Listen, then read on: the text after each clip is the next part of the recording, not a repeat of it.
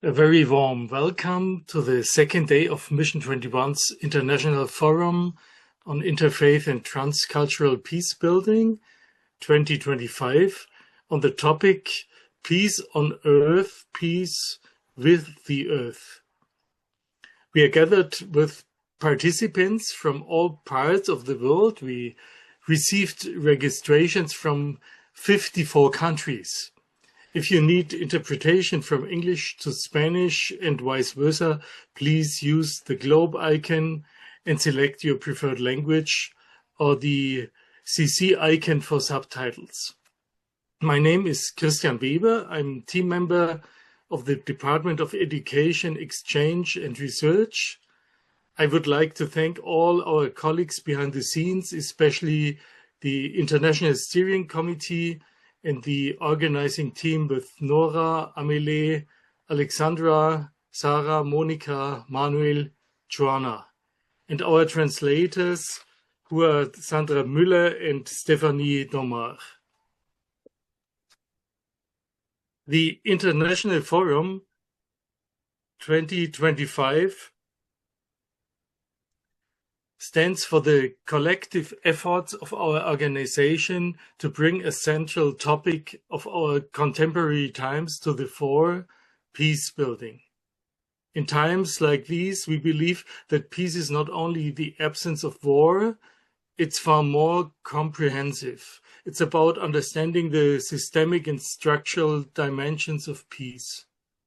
In a nutshell, it is about peace with justice in an interrelated world that is not only centered around humans.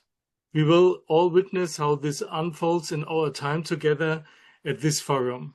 Thank you for your participation and contributions. It's the second day of our forum. I want to share with you some practical guidelines. You can activate the live interpretation, and there's the option to see subtitles in English or translated into your own language. There are many more languages available than just English and Spanish. You can activate them by clicking on the CC icon at the bottom of your screen. If you do not see one of these symbols, please click on the More button and then you will find the hidden setting. We also kindly ask speakers and moderators to select the language they will be speaking in so that the translation works better. This international forum will be recorded and made available on our website, I think from next Tuesday on, in English and Spanish. In the recordings, only actors who speak will be visible, but other participants not. Therefore, we kindly invite you all to turn on your video so that we can see each other and have a more engaging and personal exchange. I would also like to kindly invite you to keep your microphones muted. You can ask questions in the chat during the Q&A sessions. Before we dive into the exciting program for the second day, I would like to show you just a few highlights from yesterday for remembering. It's a video of a few minutes to follow up on the previous train of thought.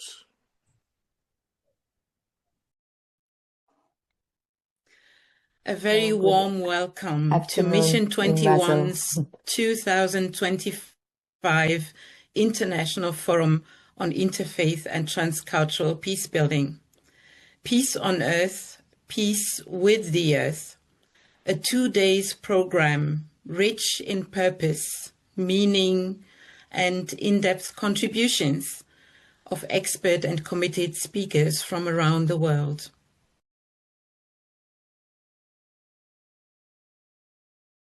Social justice. We must go beyond carbon markets and techno fixes and embrace a deeper transformation, one that centers equity, reparations, I would also add now peace, and the voice of those historically excluded from power. CO2 is no longer just a scientific object. It's a political one. It's a historical one. It is also a moral object. And until we treat it as such, we will continue to fight the symptoms while ignoring the But we've not asked, what is growth? What does growth mean? What does progress mean? Does progress mean I have a lot of goods? Does progress mean I run an air conditioning? Or does progress mean inner peace and happiness? What is it? And we don't ask that. And when we think about growth, historically, I ask my students, where does growth come from? Where does one grow an economy? And what is it that we require to grow the economy? And we say we measure wealth, we measure GDP, we measure money. But the growth comes actually from workers' labor. That's why I wanted to begin with labor. A pastor with environmental mind and eco-theology, what I try to do is working with people of faith to open our eyes, our hearts and minds to the cry of the earth, the cry of the poor, believing that we can find the wisdom that we need to live in the world today as we also relate and build closer relationships with the natural world in which we live in and that we are a part of. So my work at the seminary is teaching and being part of a certificate in climate justice and faith. And we study climate change. We connect it with justice issues. We look at it from a justice perspective. We try to look for ways to understand what it has to do with our faith, what resources we have in our tradition to live this moment and to be courageous and to be faithful and to I'm be also going active. to say that you cannot achieve anything from Peacebuilding today without involving the youth. The youth, especially from where I'm coming from in Africa, are the bulk segment of society. And so we say we are doing this for the generation to come or for the new generation. We can't do without them. They must be part and parcel of everything that we do regarding Peacebuilding, especially with the environment. So I will share later about the Maluku ecological peace model operates through two practical pillars that you already mentioned about SASI and Pelagandong. So the SASI system is provide framework for ecological justice and serving as a sacred environmental ethic that compels community to practice collective self-restraint in resource utilization, ensuring sustainability and equitable distribution for the future generation. SASI demonstrates that environmental discipline is an ethical prerequisite for lasting peace, and the Pelagandong is the system-built transcultural and interfaith peace on foundation of agreement often rooted in the protection of shared territories and natural resources.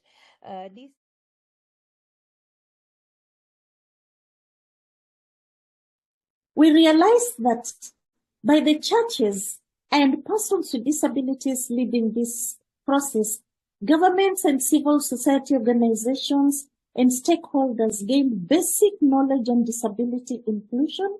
They learned how to address their needs both during and after disasters and ensured that they integrated disability inclusive practices into broader climate change efforts in their national plans.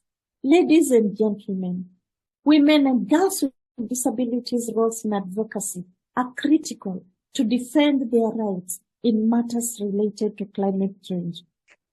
So number one, interconnection is the belief that humans are not separate from, but we're part of creation, the natural world, and we're all dependent on each other. And again, I say to you all my relations.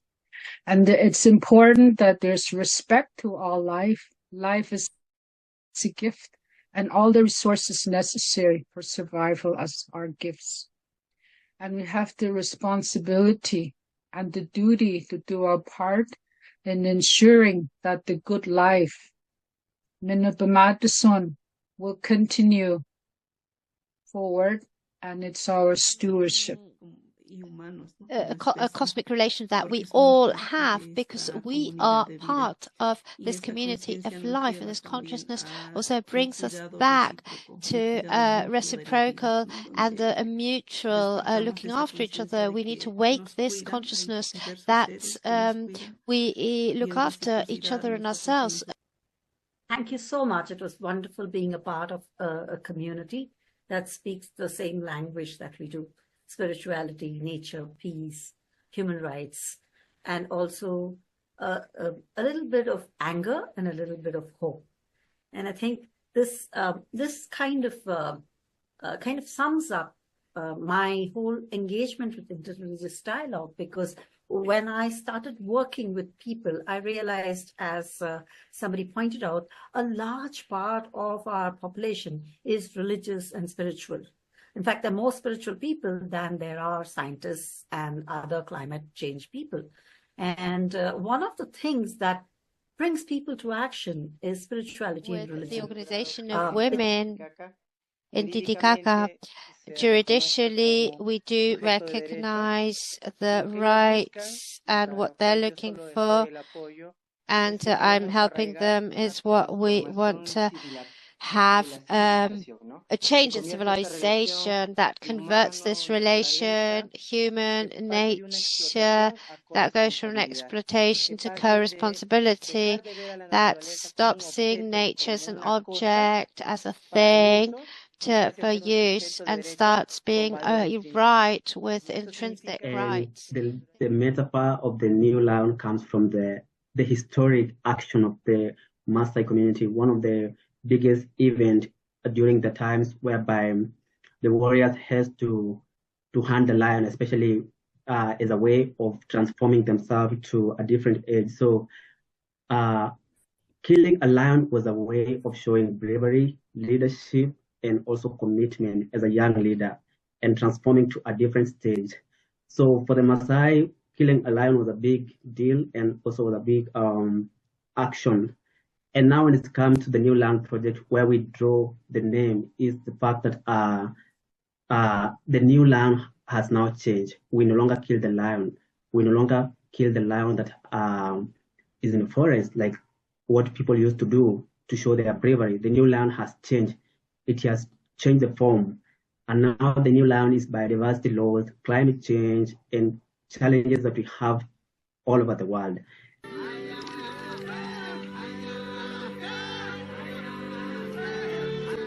In Maasai culture, warriors once hunted lions to protect their people. But today, the lion has taken a new form. Climate change is a new lion.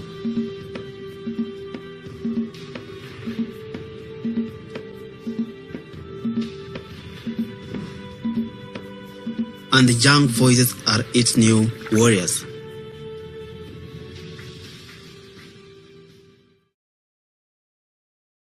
Some impressions from the first day, yesterday, and now I would like to hand over to my colleague Manuel.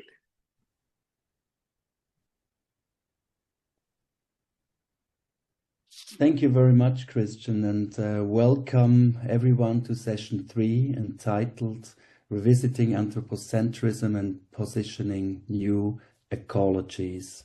On behalf of the team of the International Forum hosted by Mission 21, I'm very pleased to welcome you once again to an inspiring presentation and a stimulating discussion afterwards.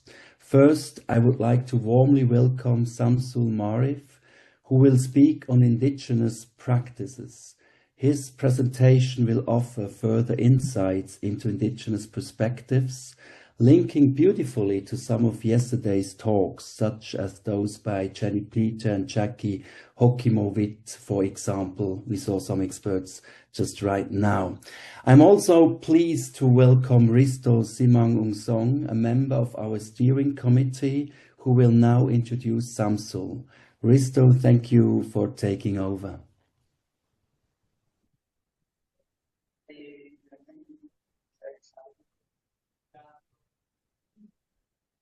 Risto, you have to switch on your microphone. Okay. Thank you, Manuel. Yes, thank you. Good evening from Indonesia, and warm greetings to everyone joining our from different countries in the world. My name is Risdo Simangonsong. I'm from Jakarta, an Interfaith network based in Bandung, Indonesia. It's truly a joy to be part of this gathering where we can hear a lot of reflections together about the peace, not only on the earth, but with the earth.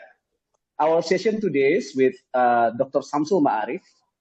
Is talk about religious ecology, indigenous practice, and intersubjective relationships. It invites us to look deeper into our faith and wisdom, especially from the indigenous traditions.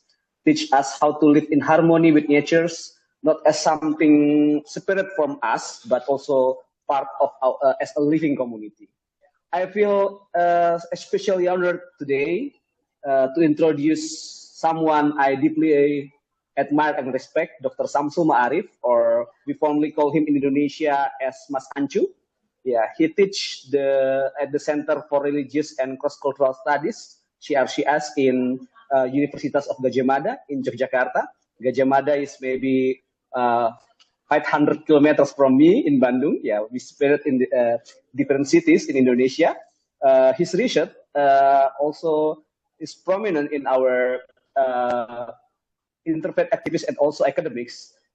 We also use his work especially for advocacy, especially for the rights of the indigenous religion in Indonesia. As maybe Dr. Samsul will told us about how the conditions, and maybe Jenny also last night told us about the condition of indigenous religion who have been marginalized politically for a long time in Indonesia. But I cannot speak more than that because we will want to listen from the Dr. Samsul Ma'arif, so we can say how we interact with people, with the natures, and we so grateful to have him today. Please join me welcoming Dr. Samsul Ma'arif, who will share his reflections on religious ecology and intersubjective relationship. Mas Ancu, the floor is yours.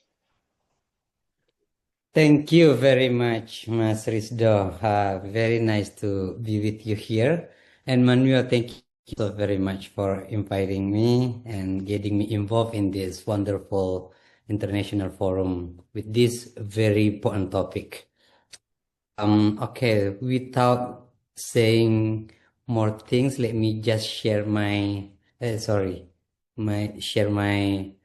presentation to start my speech. As you said already, or as you see in the stir about my presentation, so the topic is religious ecology, indigenous practices, and intersubjective relationship. As Mas Risdo just said, that this perspective is the perspective that I learned from people, indigenous people, who preserve what we call the knowledge of the ancestors. Indigenous people in Indonesia number approximately like 20 million, meaning there are about 20 million preserving, sustaining this knowledge within or in the midst of the globalization, the industrialization that have changed the climate, that have made climate a crisis, including in Indonesia, as you discussed, as we discussed yesterday. And so I will not discuss about that. What I'm going to focus is what I learned from them. I'm in religious studies. I'm working on religious issues, theorizing religion, to provide a framework to bring people together, me involving myself with different people, including indigenous people who have been excluded in social landscape, in political landscape of Indonesia, which is not unique, but because we can see this, it's also in other part of the globe.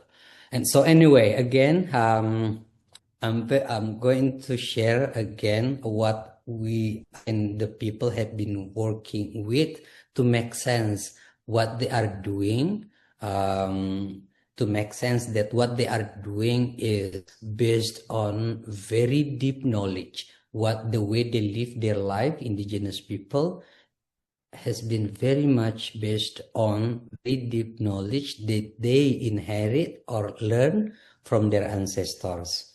So let me start with this by defining or by explaining the way they define who they are, the indigenous people.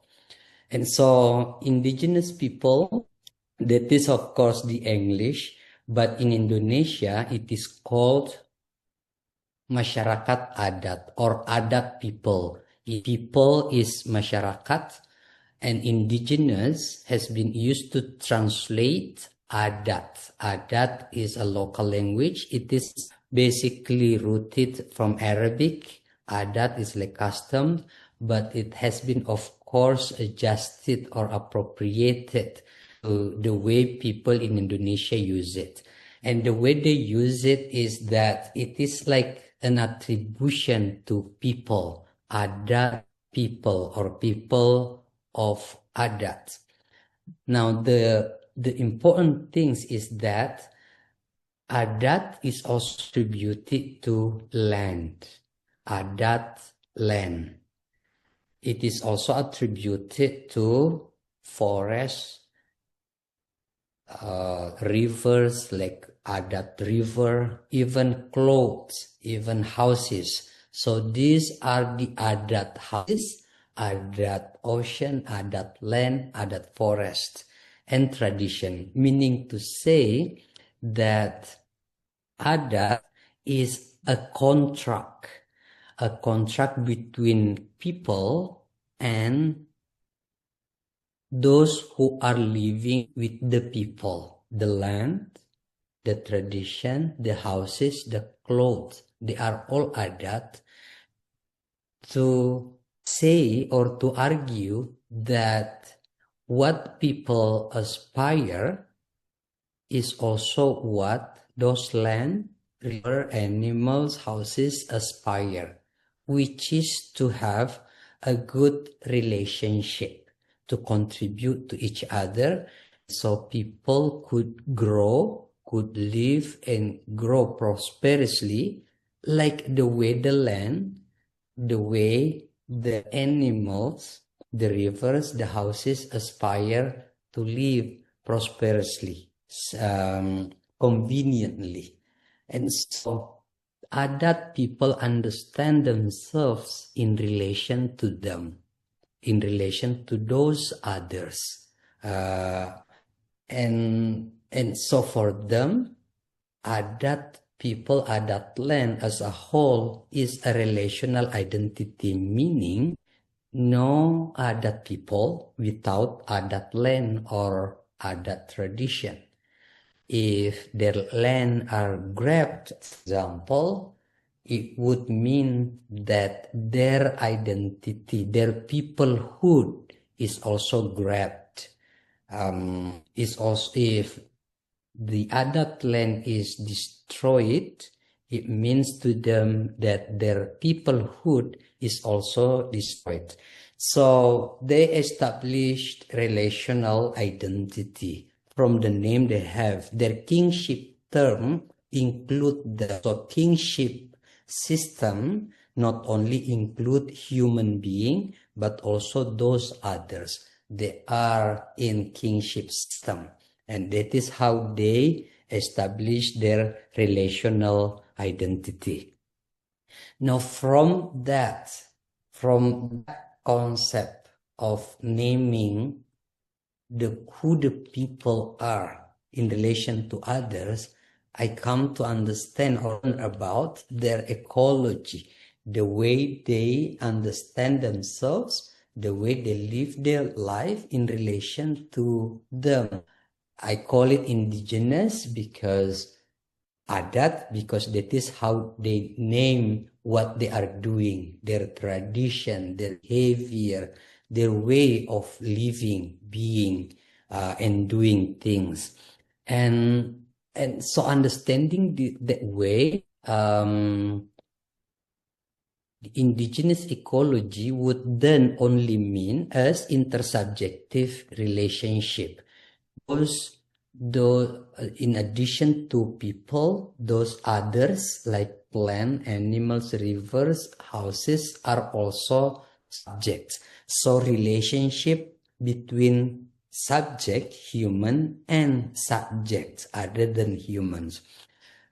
The reason, I mean, if we hear the way they explain, the notion of intersubjective relationship between subject to subject, because in their understanding that any being, any entity consists of the four elements of nature: soul, water, wind, and air. Not fair, air. And so the way I often hear from their explanation that every being is basically the result of the relationship of those elements of nature. And that is what we can see in human being, in animal, in trees, and others. And so understanding the way human and non-human share the same origins. We came from those elements of nature. And so if we bring that notion into worldview, the way they construct the worldview, to start thinking, for example, asking question, who I am. And soon we know who I am, we know others, because what is in me, in I, is at least the elements of those nature, the elements of nature that relate to one another and then form me. So when I find who I am, I also find others in addition to me. And so I see water, I see soil, I see land, I see those other things. And when I see other things, what I then think further is my relationship to them. Because relationship to them, and what I know when I think about my relationship with others is that there is no me without others. And so that is the basis for the worldview of the people's worldview, which is ontologically that no existence without relationality. All existence like a being is about relationality. And that is then the basic for the epistemology. Like what I know is what I relate to. Anything I know that come up in my cognition is what I relate to. So I learned this from Bert David doing research in India, Nayaka community, and it is very relevant to the community, many communities in Indonesia. The dictum that says that I relate, therefore I am. And that is, of course, alternative to the Cartesian way of thinking. I think, therefore I am. In this indigenous perspective, I relate, therefore I am, epistemologically. And because that is epistemologically, because that is the issue, epistemologically is about relationship. And so what we should do, to live this life is to engage relationship. A human being to exist, live or grow, is to engage relationality, because no me without you, without others. And so relationality basically explains that person to person, subject to subject, which means that personhood is the capabilities, the capacity to engage relationship. Any being that could or has the ability to initiate relationship, that is person. meaning to say that personhood extends beyond human being. Subject extends beyond human being. It's not only a human being that is an animal is person, even stone is person, land is person. And so it is the idea of intersubjective relationship as opposed to subject to object. It is subject to subject, to share life. And so relationality also means to encounter, to, interaction, from encounter to initiate encounter, and then engage interaction and engaging in sharing life, because life is basically product of relationality. Now, understanding that way, bringing into the discussion of ecology from this perspective, eco is basically shared life to share. And so, if we refer to what we could, the way to characterize their ecology is ecocentrism, focusing on life, living together to share life. What the life that I have is nothing but what is shared with others, and vice versa, as opposed to anthropocentrism. Now, up to this time, I haven't talked about religion or religion. So the next is to find out where is the idea of being religious comes out. Of ecocentrism, the idea, the notion of ecocentrism. So again, we come back to intersubjective relationship. In subject to subject relationship is not monolithic. It could be various, many forms, and in general, we can generalize it into two different forms. First is selfish. Intersubjective relationship could also characterize as a selfish relations, meaning that if I relate to you because I want you to contribute to my well-being without thinking your well-being. And so I do dominate you. And that because the argument that I can make is that I am better than you, and so you need to contribute to me for my well-being rather than you. This kind, for these people, is destroying life. Second one is sharing. Intersubjective relationship is sharing. My well-being depends on your well-being. My well-being would be destroyed if I destroy your well-being. So the very basic idea of intersubjective relationship as what these indigenous people perceive or practice is about sharing life. Now, to maintain life is to commit to sharing, because if we engage selfish intersubjective relationship, we would destroy life. We would destroy the environment. And so sharing is very much the very basic principle of being religious. That is the idea of being religious, coming from. To be religious is to share. And so, again, the two kinds of intersubjective relationship is not monolithic, and the one that is religious is the one that emphasizes sharing. And that kind, commit to that kind of intersubjective relationship, which is sharing, is based on three, general principles. Responsible, meaning what I do would affect me, and so I need to always anticipate what I would do. Because I understand whatever I do would affect me. That is the basic principle of being religious, to engage the sharing.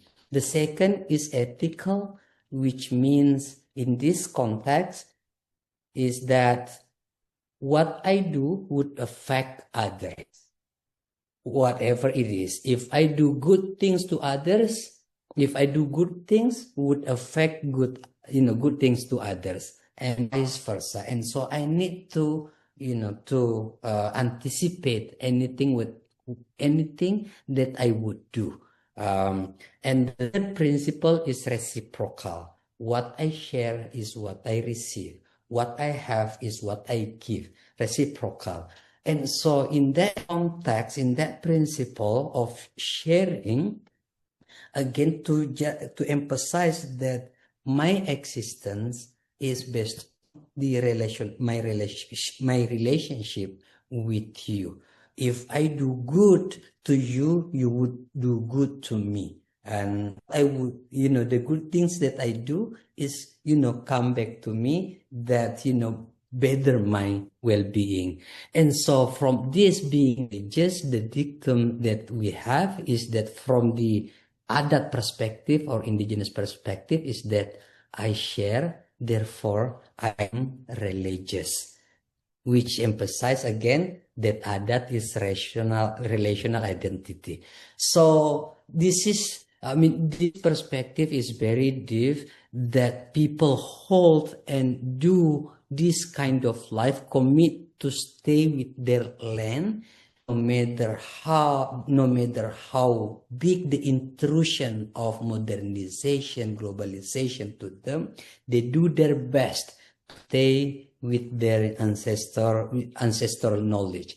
These practices are what they are still doing up to now in the midst of the modernity. To me, this is an alternative, one of the alternatives that I have learned in response to the climate changes, climate crisis, ecological crisis. And so I am thankful to these people, preserving the indigenous tradition, knowledge. And so we have some alternative in response to the global warming, global crisis, especially the ecological crisis. I think I would stop there. Thank you very much.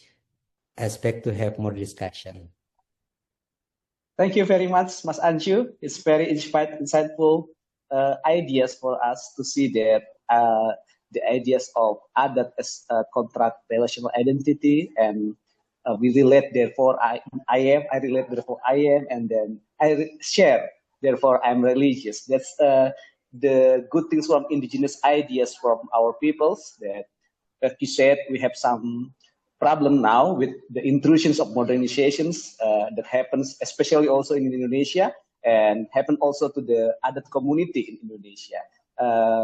While other people will be asking you some questions, and Manuel will be managed about that, but I will firstly ask you the questions about, I want to elaborate how that ideas and that insightful opinions and insightful religiosity can be adopted from us, and how can we be so sure that we can adopt and, like we said, we can back to the indigenous wisdoms that lead us from the problem we have today, despite the intrusions, and especially in some of countries like Indonesia and other developed countries in Indonesia, maybe in Asia, in Africa, have faced the problem like intrusion of urbanizations and industrializations. How we can adopt that ideas and insightful religiosity from the indigenous people. Can you elaborate about that while we asking for other questions? Thank you.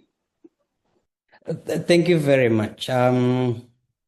Very good question and very challenging questions. That has been also my own, question after understanding the reason why they live their life, stay with their forest, even though the state has granted, concession for companies, to exploit, and they do their best, to protest.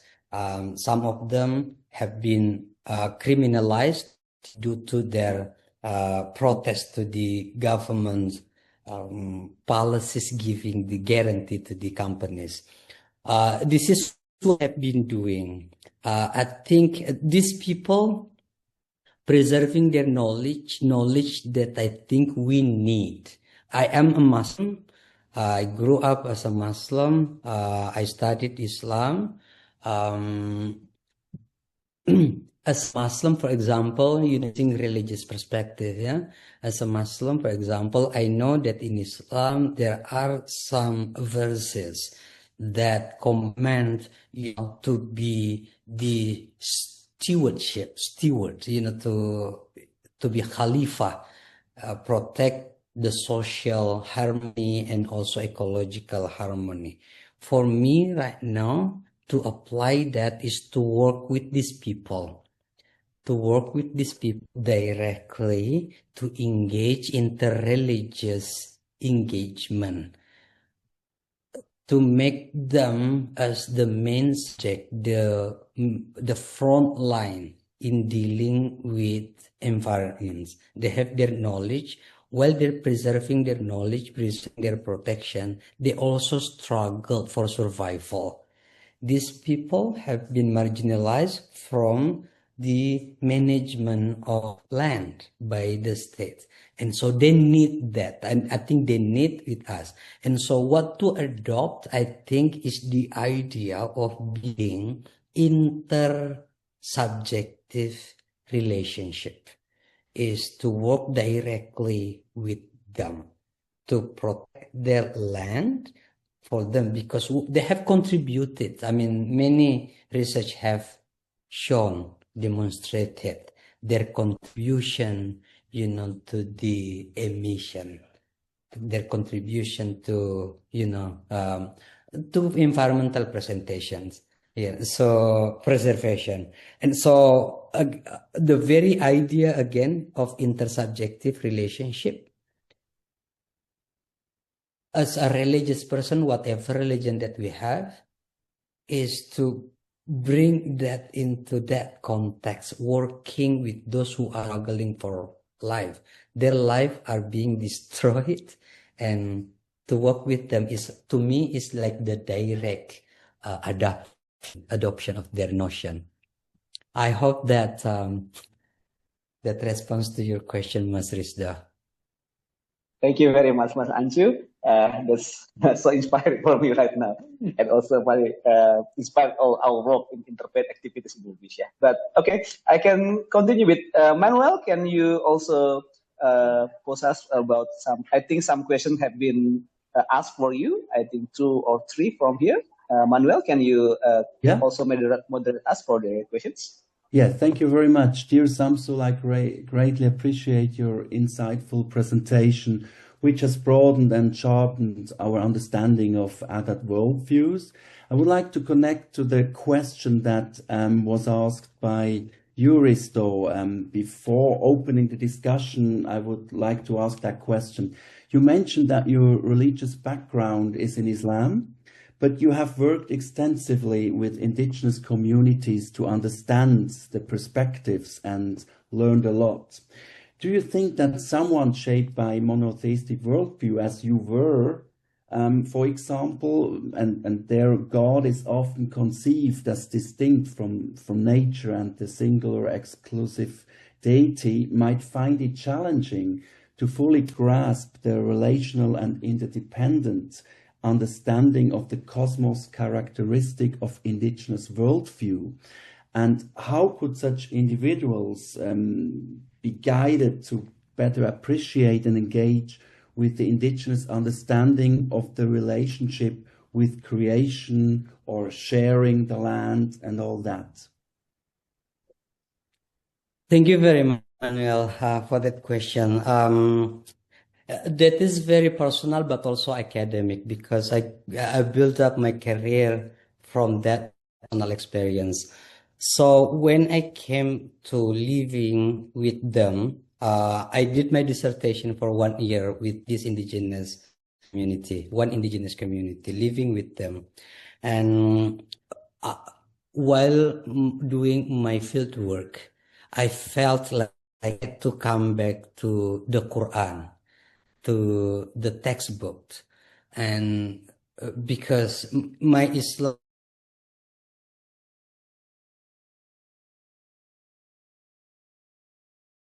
Islamic background is still mine. I practice it, so I went back to the Quran and I found what I found. I wrote it in one article: being Muslim in animistic ways. I studied, the history of religion, the history of Islam, monotheism. As you asked about monotheism, monotheism is the way I usually categorize it as a modernized concept to explain the very basic concept of Islam is monotheism. And so for me, looking back again, those verses, I would reinterpret monotheism as, unity of being. Unity of being. Monotheism meaning God is manifesting to all being. Because that is what I learned like, so let me make it clear like this. What I refer to the Quran. In the Quran, there are many verses that says that those that are in the earth and in the sky and in between, which means all things, everything, sanctify, worship God. And so they are all Muslim, only human, because the definition of Islam or Muslim is the one that worship God, simply speaking, surrendering to God. And they are all surrendering to God, meaning they are all Muslims. They are all person, they are all subject, and they are all initiating intersubjective relationship, not only to human but also among others. And there is a verse also that I usually translate it like before, anthropocentrically. There is a verse that says that God conquer all being, all creatures for human being. To me, that verse, after encountering these indigenous people, so I'm using indigenous perspective in reinterpreting the Quran to understand that verse basically mean the God scenario, the divine scenario, that there is a possibility to interrelate, beyond human being only, human species. The intersubjective relationship is very possible, to establish with all beings, especially those who are approximately close to us, that we share life, we share the atmosphere. And so it strengthened my Islam, it strengthened my theology. And so I feel like the more I work with indigenous people, many of them happening actually to be Muslim, happening to be Christians, Buddhists, because this is another story of religious governance in Indonesia. There are only 6 religions, and all of them, none from Indonesia. They are from abroad. No indigenous religion recognized by state. And so I need to redefine what religion means, for me to justify the people's citizenship, but also my Islam, my religious scholarship. The very religious things is that, those that engaging can justify that by referring to the genealogy of the word in Indonesia that has been translated into religion, which is agama. So agama is very much similar to religio or religiere that has been transformed into religion in the West, which is basically the tying relationship. So in short, it strengthened my religious understanding to practice, and also my scholarship, to interpret the text. Oh, thank you very much for this wonderful explanation. And I can see how inclusive one can become after exchanging with indigenous worldviews, but you have to be open for that. And but thank you very much. Because of the time, I would like to open the forum now, and I see there is some questions in our chat. For example, Maria Ximena Gonzalez Serrano, would you like to ask your question personally, or shall I just read it?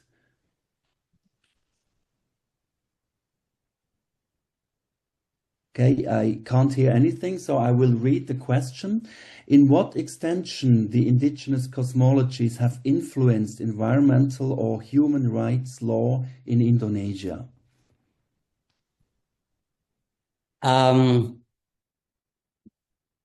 coincidence, now we are organizing a conference on indigenous religions, and among the topic, the issues that we are discussing about religious freedom of religion or belief, as part of the as part of a way of bringing the indigenous perspective, into that human right. And so one way we feel this, I think, engaging indigenous religion through our advocacy, like what Risdo is doing in a True Taruh, involving indigenous people in their interreligious dialogue. Indigenous perspective enriches us in understanding freedom of religion or belief, enriching the way we understand human rights.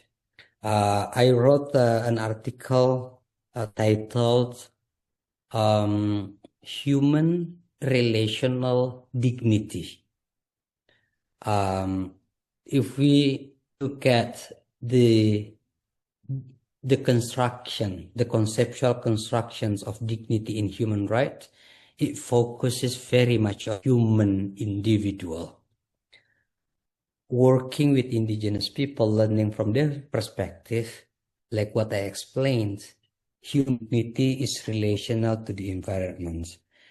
Using that for us to enrich the way we advocate or the way we promote freedom of religion or belief in Indonesia, by saying that religious freedom, if it is for humanity, the dignity of environment must be included.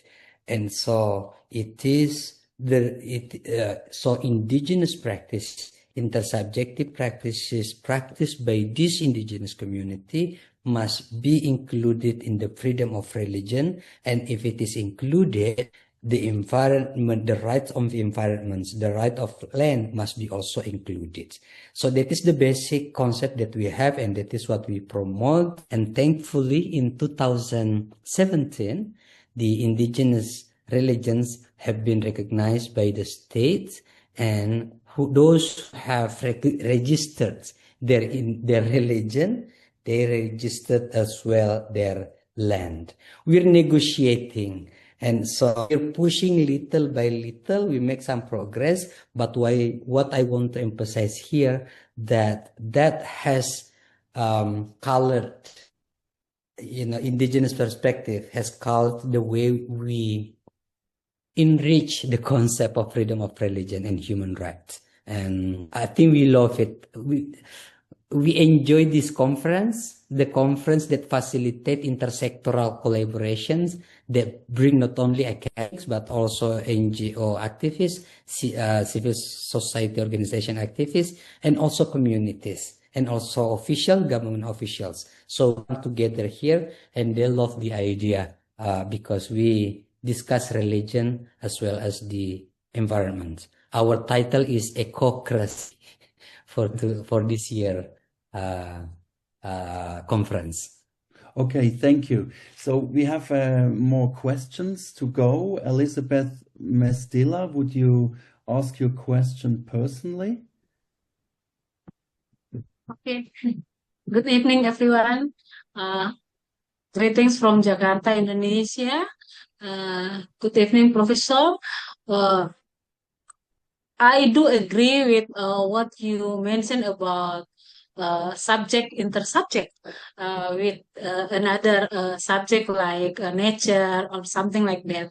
But we know that previous generation already exploited all natural resources out of greed and leaving nothing for our future generation. So according to your experience as a lecturer at the Gajah Mada University, central city of Yogyakarta, and you met many younger people there, and then how you teach them to aware about sharing life with another subject like nature if they have nothing anymore because of the greedy of our old generation, before generation before us. Because you meet the many young people in the central of the city, and then they use the IT gadget, and then they didn't live in the rural area. So what is your method, and what do you do something to them, and then maybe your experience is inspire us to do that. Because I really understand. I work with the indigenous people too, and then I can imagine how difficult if we have to share something like this to young people and stay in the center of the city. Yeah. Thank you. Oh, sorry. Yep. Should I go, Emmanuel? Okay.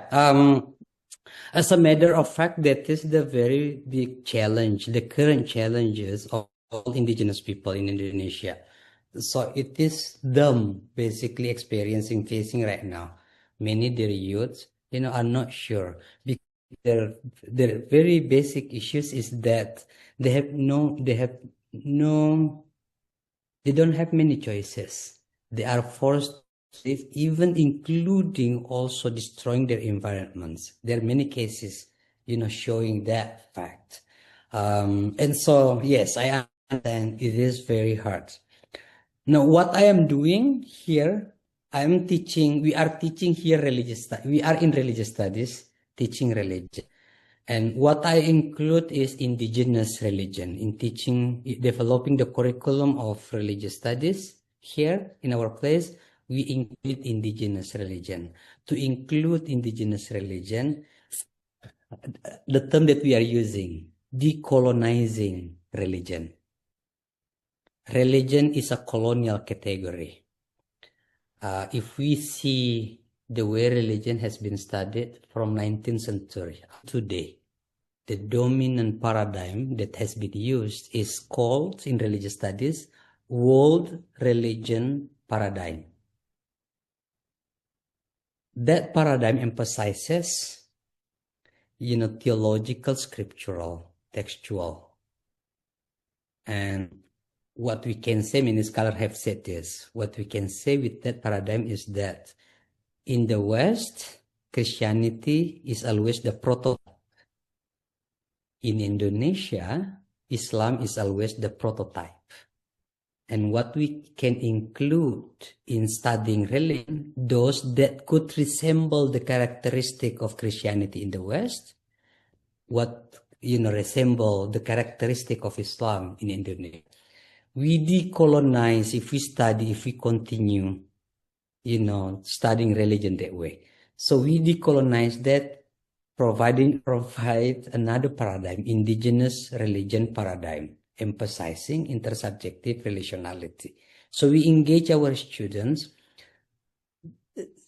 Our current issues like right now, it's so frustrating right now, in Indonesia, because if you see the policy for the economic development, the exploitation of nature as the nature, to exploit as much as possible the natural resources. And those natural resources are, basically preserved by not only indigenous people, but local communities. What we have working on this, our research shows that in any place where developments, that the extractive development that the government is doing, displaces people. That's the issue. So we are facing not the real, like the previous, but today we are facing the policy right now. And so to deal with the students is to, it's many steps to decolonize thinking, to decolonize the subject, to open that and find many ways, Even the way we interrelate. If you are Muslim, you would see other non-Muslim as, inferior. If you are Christian, you would see non-Christian as inferior. That is a colonial. If I say colonial, it doesn't mean the period. Today, colonialism is a perspective that see the structure as hierarchical. Colonizing is to structure the hierarchical. I am the better than others. So it's happening everywhere, even in our own life. And so what to do is, for me, what I can say shortly, due to the time, is to decolonize. Working with the students in discussion to decolonize. Unlearning many things in religion, even Islam, even Christianity, to bring the basic message, into context that people can learn, not the structured already, the modernized already.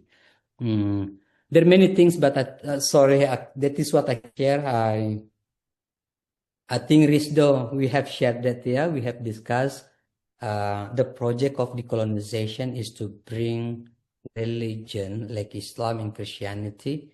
Other religions should play, roles in it. They all need to decolonize. Okay, we are a bit running out of time. So really thank you. We had some much more questions in the chat, but we might get on that a bit later. Because we will now conclude session 3, but I would like to warmly thank you, Dr. Samsul Marif, for your inspiring contribution. Thank you also to Risto from the steering committee, who introduced the presentation, and to the entire International Forum team for their technical support and the organization. I would especially like to thank you, all of you, the participants, for your engaged and thoughtful contributions to the discussion. Really appreciated it. We will now take a 1-hour break, 55 minutes break, and return after that for session 4. And I'm looking forward to seeing you again here. Goodbye. Thank you very much to everyone, to Manuel. Thank you, Wasanju. Thank you, Manuel. Welcome back, everyone, to the International Forum on Interreligious and Transcultural Peacebuilding 2025. I hope you have enjoyed our previous sessions yesterday and the first one today with Professor Samsul Marif about an hour ago. My name is Nora Dietam. I'm part of the Mission 21 team and speaking from Switzerland. And together with my co-moderator of today, David Castillo, it's my great pleasure to guide you through the first part of this final session on the topic of discovering peace through the lenses of nature's agency and rights. In this session, we'll look at how rivers and communities connected with them can guide us in rethinking our relationship with the environment, and how acknowledging nature's agency can open new perspectives on justice, coexistence, and shared responsibility. Let me first repeat some practical guidelines for people who are joining us for the first time. You can activate the live interpretation by clicking on the globe icon labeled Interpretation at the bottom of your Zoom screen, and then selecting English or Spanish, depending on your preference. Additionally, there is the option to see subtitles in the language spoken, as a help to better understand it, or translate it in your own language. You can activate them by clicking on the CC icon on your control bar, also at the bottom of your screen. If you do not see one of these symbols, please click on the More button with 3 dots, and then you will find the hidden settings. You can then choose which language you'd like your subtitles to appear in. There are many more options than just English and Spanish. Additionally, we kindly invite you all to turn on your video so that we can see each other and have a more engaging and personal exchange. We'll start this session with a small interactive activity on Mentimeter. My colleague Sarah will now share a link in the Zoom chat. Please click on the link or scan the QR code on the slide you will see in a second. I'm also sharing a picture in the chat so that you can see the QR code. Then please log in and you will be at the start page. And after we see that a lot of people have already logged in, we will start with a couple of questions to let us all reflect on these topics we're going to talk about today, and see what you all feel about these topics. Now you can see the slide. So if you want, you can either scan the QR code you are seeing, or you can click on the link that has been posted in the chat.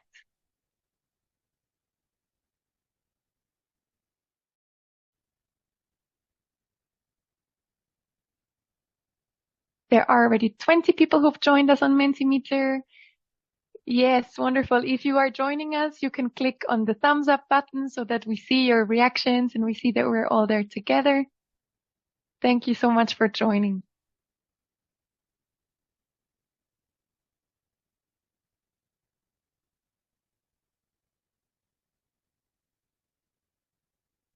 Wonderful to see everyone engaging.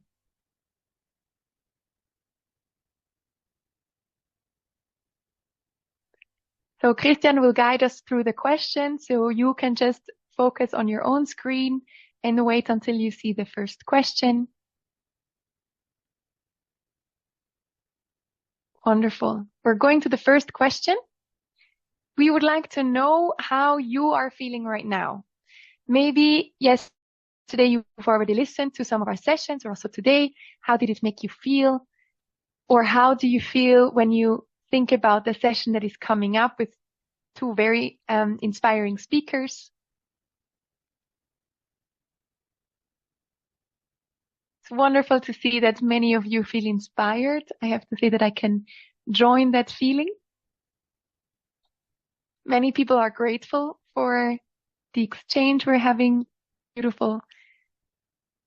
My guess would be that the people who are a bit tired but happy could be my colleagues after 2 intense days, or maybe also my co-moderator who had to be at the office at 6:30 in Costa Rica time to make this all happen. So big thank you, David. Wonderful.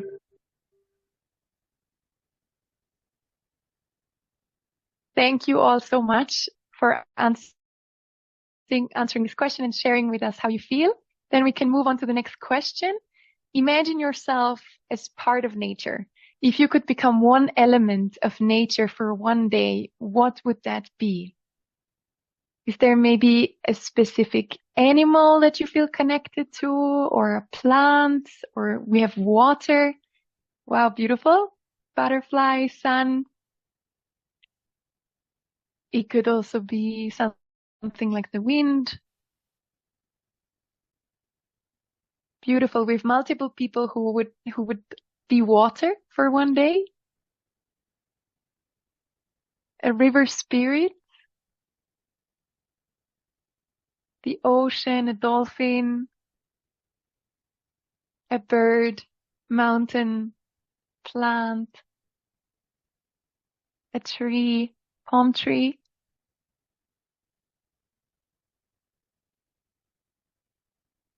It's a beautiful thing to imagine this. Thank you all so much. We go on to the next question. Our next question wants to know where you feel most spiritually connected. I'm sure you've experienced moments when you felt spiritual or where you felt connected somehow. Where was this the case? Is it a special place, a building, maybe somewhere in your home, in nature, really anything else? We can see in the mountains. Then I chose the right picture. At the sea, in nature generally. Many people are writing mountains, actually. We have church. Also many people in the forest, clouds.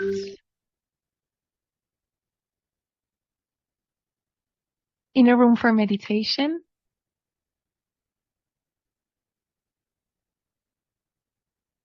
Beautiful, so many different ways of feeling connected.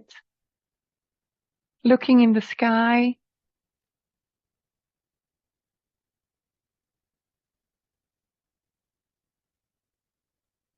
In silence.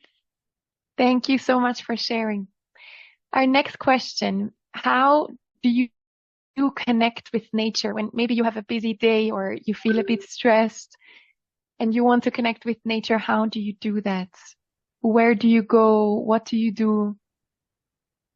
Maybe it's through a walk in the forest or being on waters or simply breathing in fresh air, or I'm sure that there are many more ideas coming up here. I can see going to the river, camping, the sea, breathing and walking through the forest, leaving the city. Yes, I can relate. Working in the garden, going to parks, being together with animals, walking in silence, walking and feeling the chilling, gentle breeze and river flowing. Beautiful. Many commonalities. Thank you all. Then finally, our last question. We're curious to know what small actions do you take to contribute to peace with the earth? You can also take a moment to reflect on it. It's not such a simple question, I think.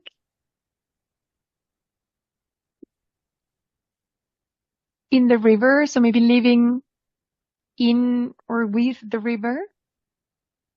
Pray. Composting. Eat less meat. Another pray. Many prays. Reduce use of plastics. Someone would have to help me with the Spanish, maybe David.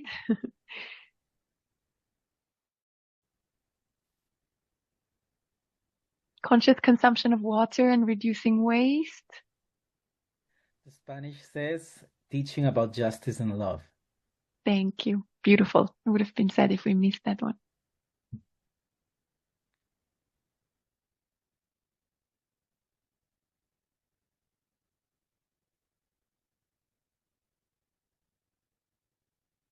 Oh, we have many more. Keeping the environment clean, reduce flying, use the bicycle. Support a cause like one ticket, one mangrove. Food waste, I guess reducing food waste. Cultivate the earth. Public transport. Many ideas. Eco-journalism. Speaking and being in peace to or with others. Recycling solid waste. Round table. Beautiful. That's what we're doing here. David, do you want to read the other Spanish contribution? Yes, learning and teaching about the care of our common home. Thank you so much. You're welcome. Okay, beautiful. Thank you all so much for your contributions. It's beautiful to hear all of your reflections and thoughts on our topic today. Okay, now I would like to move on to the next part, the most important part. we have two fascinating lectures that are waiting for us. And they take us on a journey along the rivers of Peru and Colombia, and also many more all over the world, exploring how nature itself can guide us towards peace and justice.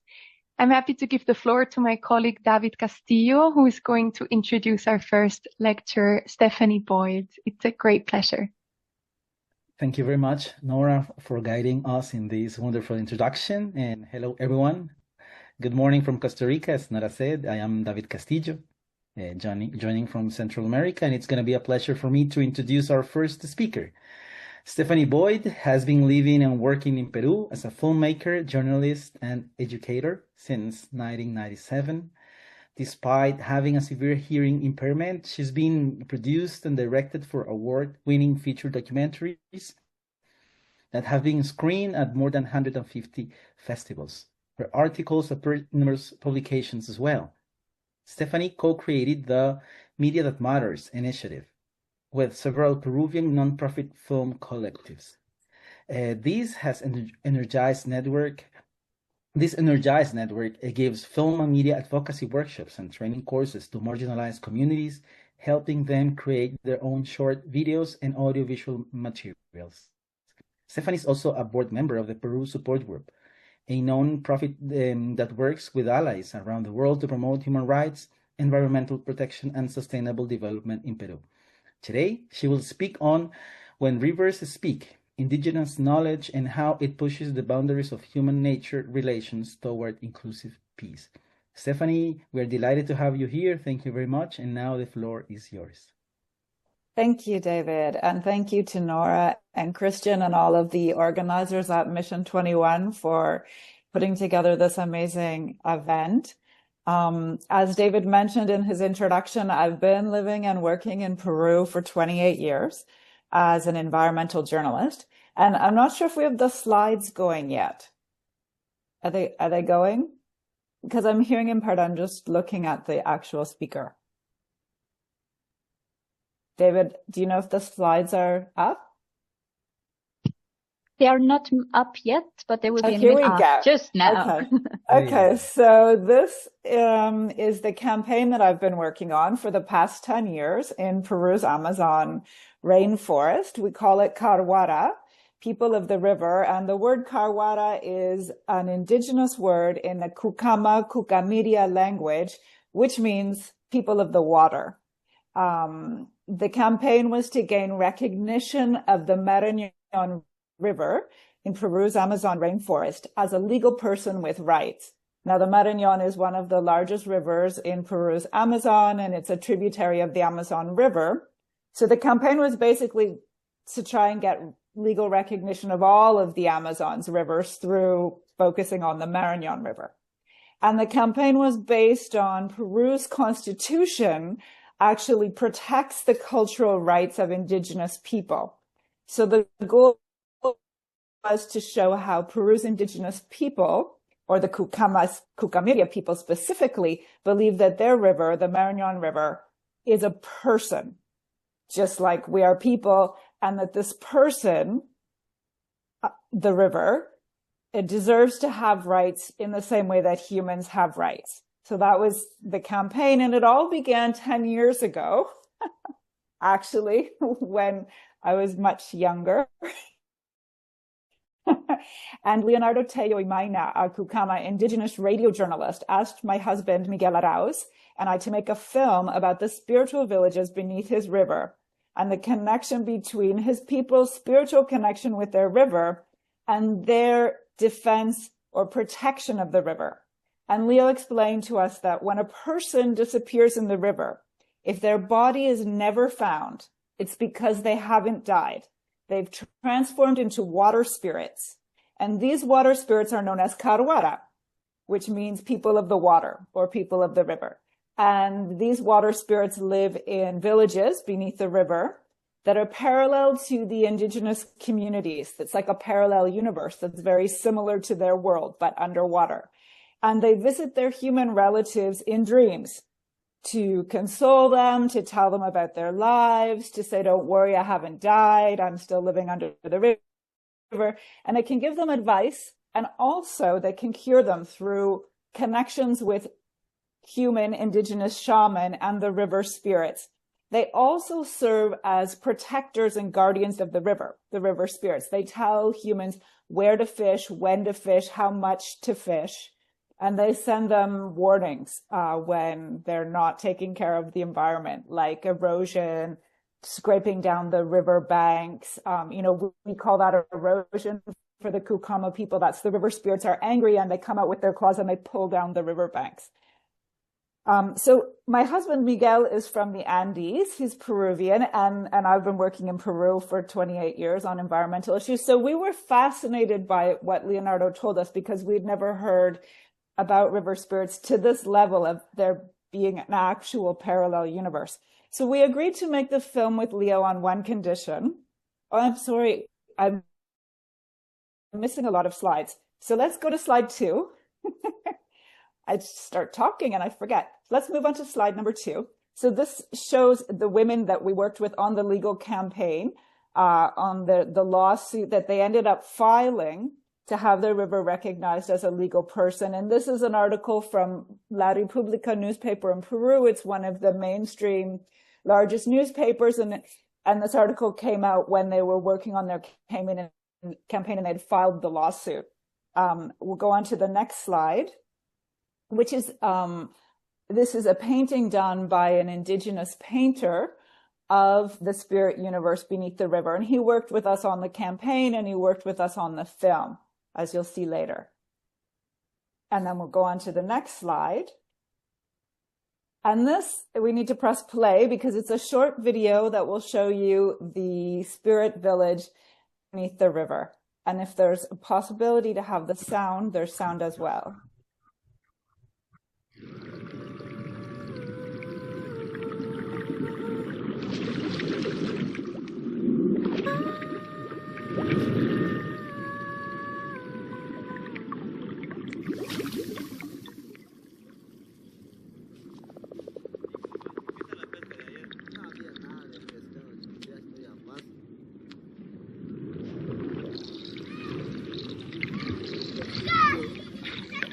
Ikia katakutsara, tapchikanani pira.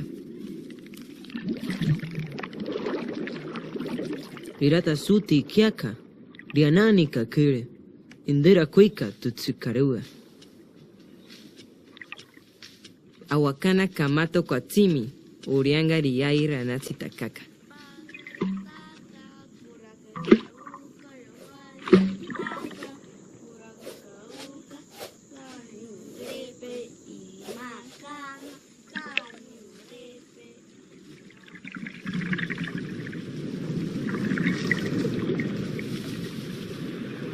Ruka purawa, uriruka paranamama.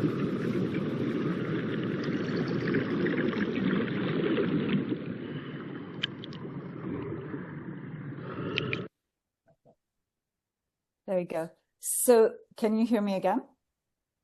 Okay, so this video in the film was based on the Kukama's vision of their river. And that was the condition Miguel and I had to work on the film. We told Leonardo it has to be a participatory film.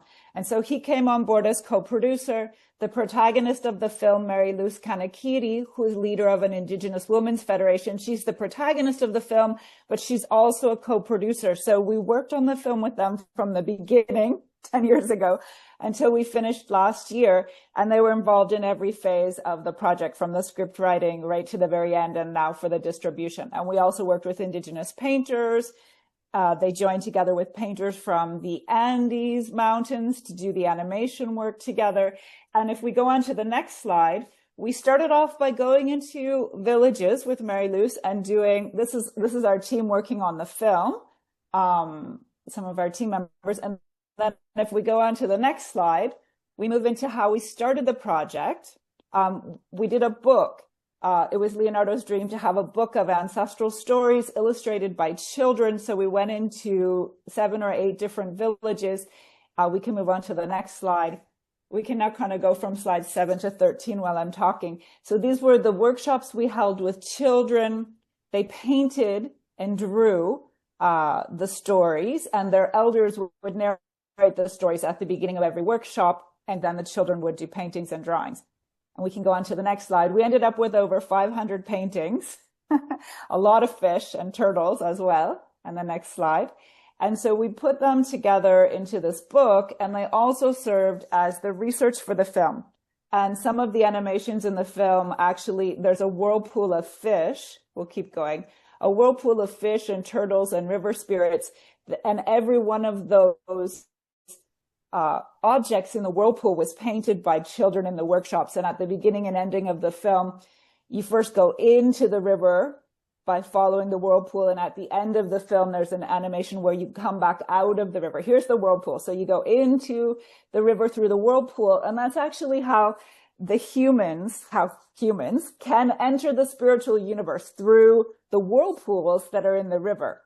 And then we'll press play on this video, and I'll maybe talk over top of it. This is an image of a mural that some Kukama painters painted with us during the project to raise awareness in Nauta, which is the big Kukama town where the hearing was held on the lawsuit. So just before, in the weeks before the hearing was held, we did this mural with some Kukama painters to raise awareness in the town about the hearing. So if you press play on it, it's actually a video, so you get more of a sense of the mural.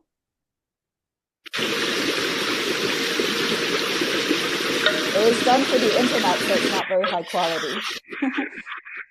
But these were the 4 painters who did the mural. See, they have their t-shirts with the whirlpool of fish.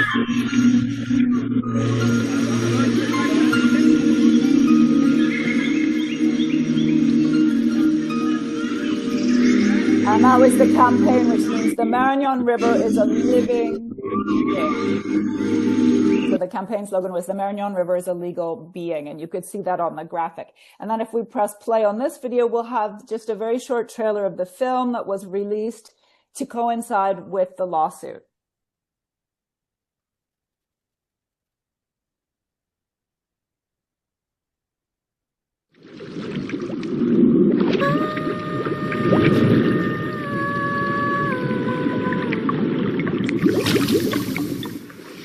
El río me llama.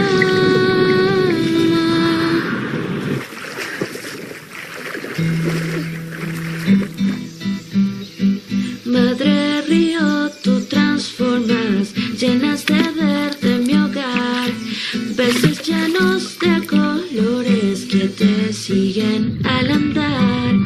Y tu vientre que me acoge, y tus aguas que me dan, esa fuerza que es la tuya, en mí corre tu caudal. El río me agua mis sueños están en los campos de mi madre.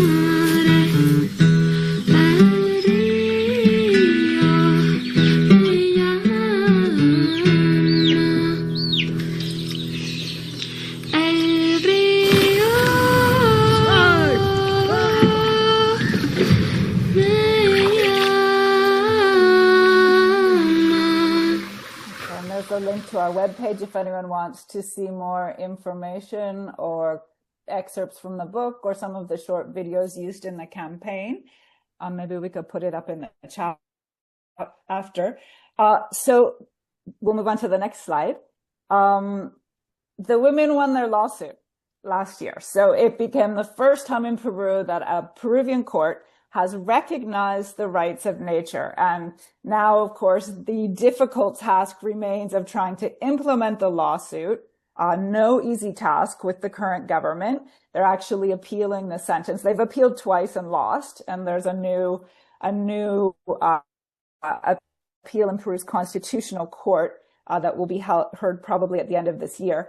And these pictures show, of course, our most important screening, which was held in Mary Luce's village, with people who had all participated in the film, especially the kids.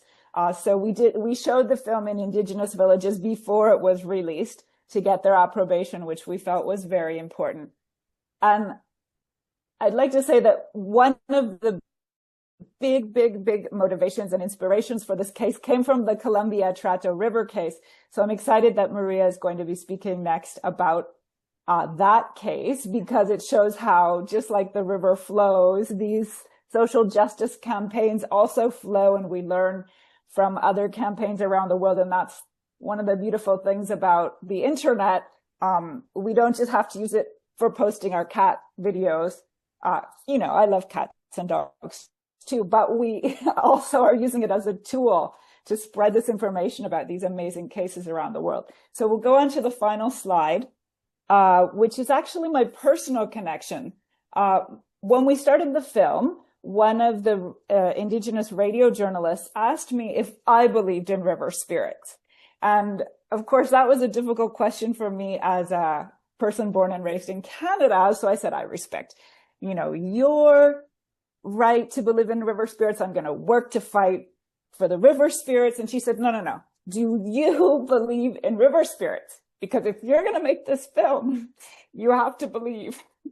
And this is where I get so emotional, because I remembered that my uncle Lonnie disappeared in Lake Ontario in 1961 when he was 21 years old with 3 other men. They went out fishing. Their bodies were never found. My uncle Lonnie's father, Alvin Boyd, my namesake, disappeared in Lake Joseph, a lake that's a bit more northern of Lake Ontario, when my uncle Lonnie was just a baby. So you had father, you know, my grandfather namesake and my uncle, his son, both disappeared in these lakes that were indigenous lakes originally. And so I think, and neither of their bodies were ever found. So the Kukama people, when I told them this, they're firmly convinced that my grandfather's namesake and my uncle are still alive in these lakes, and that's why we met and made the film together. So I always think, would my family's grief have been lessened somewhat if we had believed in water spirits, you know? And it makes me think about how important it is for us to remember our sacred connection with water and to reconnect with that, to learn from indigenous people, and to remember that our ancestors, my ancestors before they were colonizers, they were Celtics, they were Gaelic, they were the early Britons. They believed in water spirits. They believed in selkies and mermaids and the Loch Ness Monster. And my culture has lost that, and we need to find that again. Because in the end, humans, we need water. We're 60% water. You know, really, we are water. We are Kawara. We are people of the water. So if we can remember one thing, or if I can impart one thing in this conference, it would be that we are all people of the water. We are all Kawara. Thank you. Utsur Paki. That's thank you in Kukama.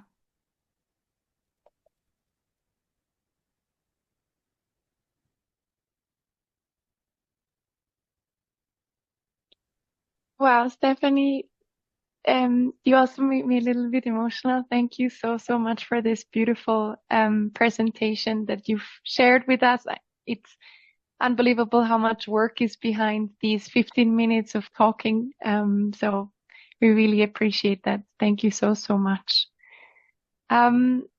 Because we have a second beautiful and very important speech lining up, we wanted to quickly have a break for our minds in between. However, we don't have a lot of time. So Christian, I just ask you to quickly show the first couple of slides of our interlude we have prepared for all of you.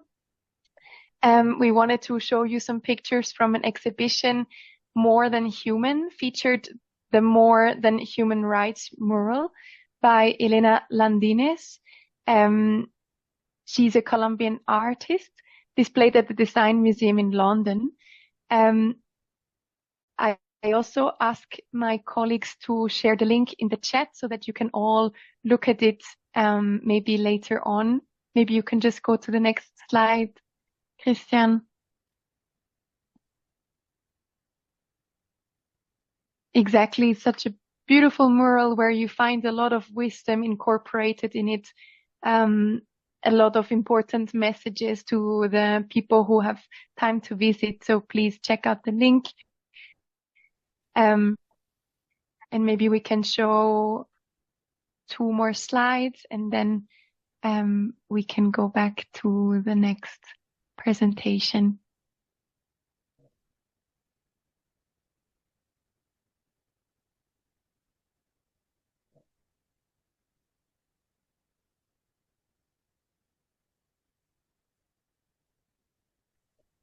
Thank you so much.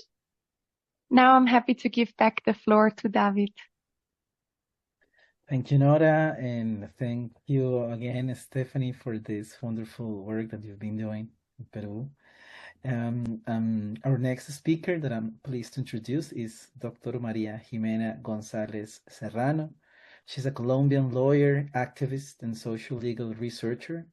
For over 15 years, she's worked with grassroots communities, implementing collective strategies to defend territories and rivers in Latin America from extractive economies and toxic flows.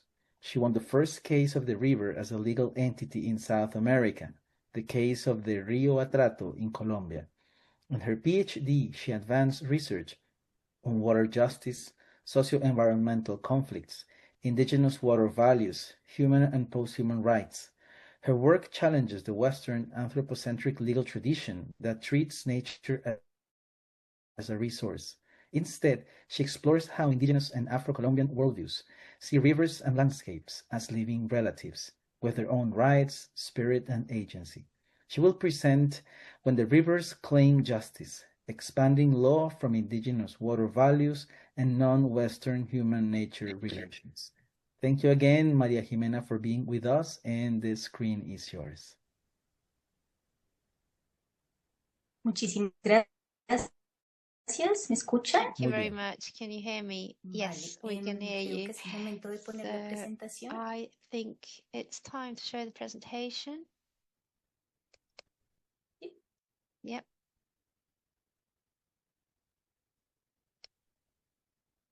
Todavía no. Bueno, mientras llega la presentación, quiero agradecer So while I'm showing the organization, I'd like to thank everybody for the participation, to be here today in this learning space, and hope that we can grow together and have various perspectives. I prepared a little speech that I'd like to tell you, like a little story. So I'm going to start telling you and show you a few pictures to accompany what I'm going to tell you about. So let's get the next slide, please. Siguiente. Next.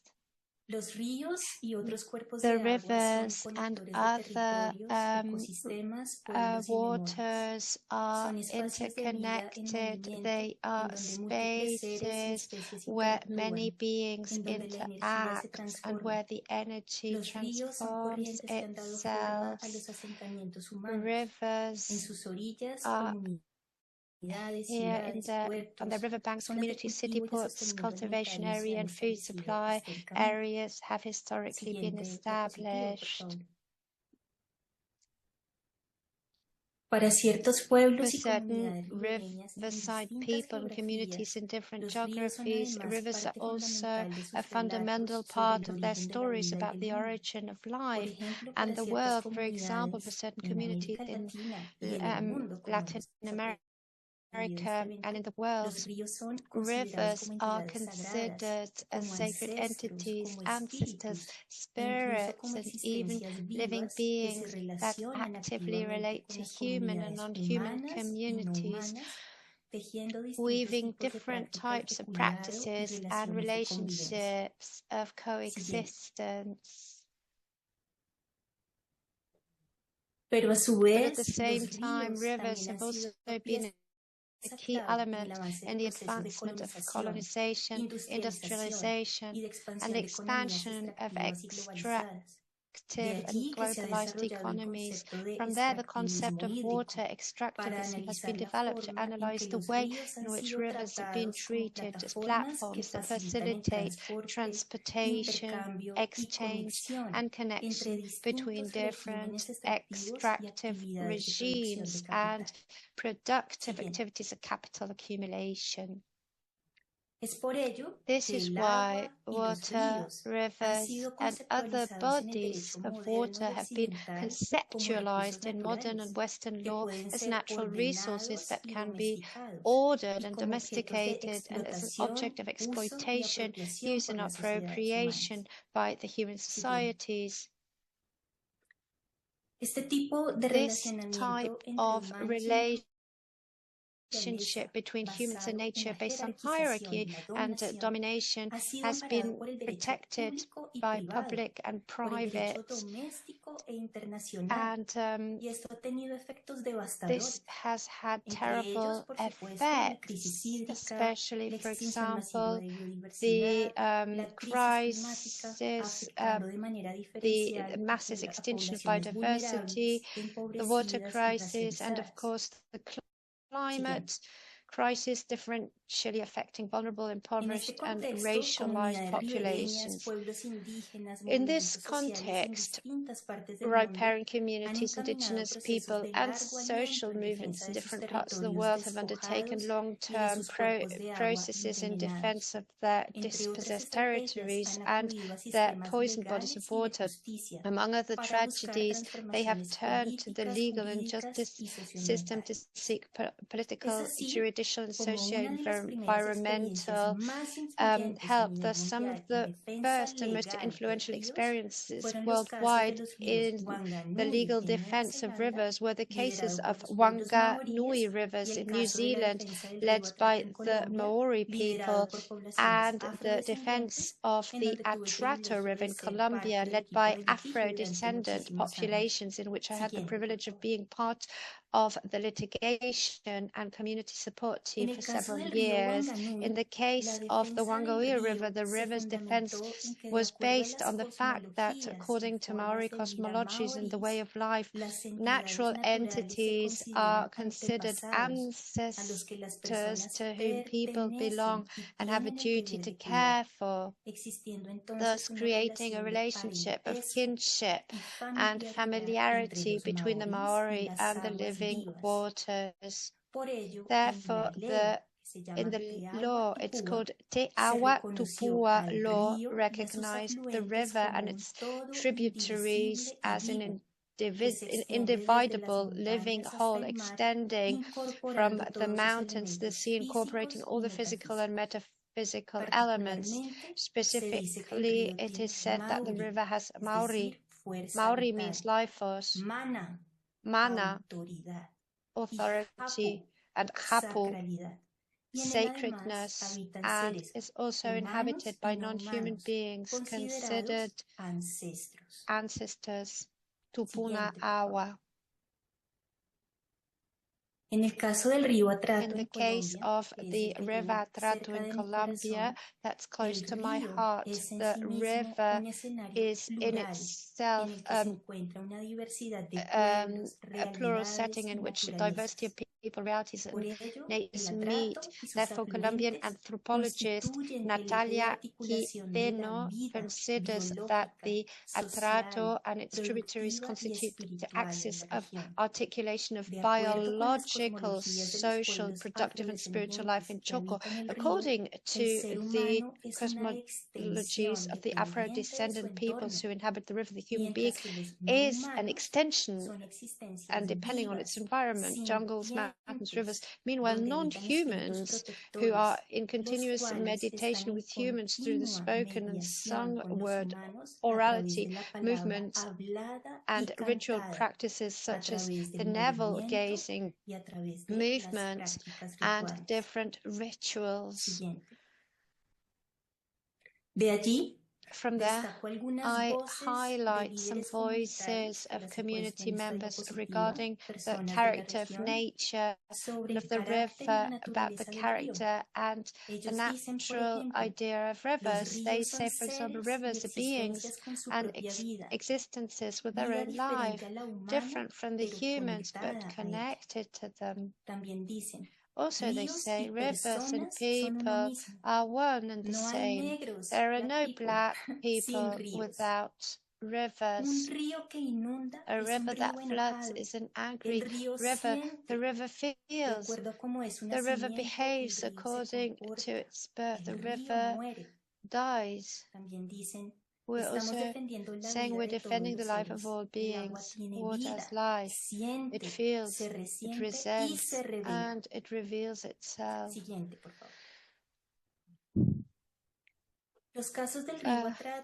Case a river that witnesses contains pain and feels the suffering caused by a bad death, an experience shared by humans and non-humans. The case of the Atrato River and the Wanganui River, decided between 2016 and 2017, became the first precedents in the world that gave rise to the first declaration of rivers as legal entities and subjects of law, creating new governance and models through the river co-governance with the participation of traditionally excluded social actors such as representatives of riparian, local, and indigenous communities and their advisory teams to redefine the models of use and exploitation of rivers and bodies of water.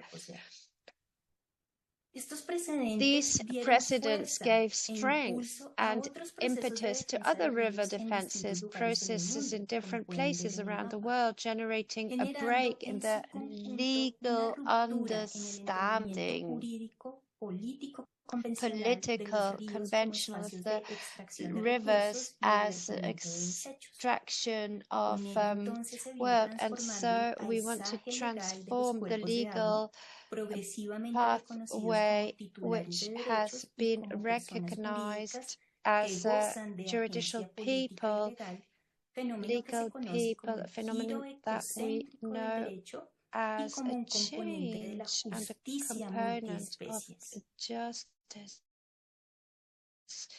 of the people.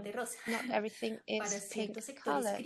For some critical sectors, the rights of rivers and nature are part of a new wave and rights. It's more symbolic and rhetorical level than on the practical level.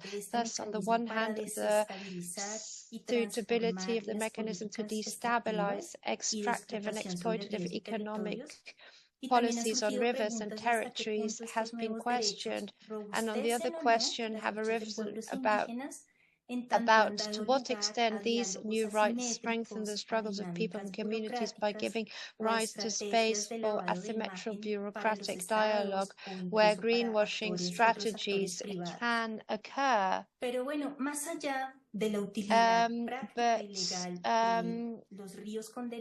If we look at the rivers and their rights, what is important is to see the multiplicity of the sectors in the world in the defense of its water spaces and its life.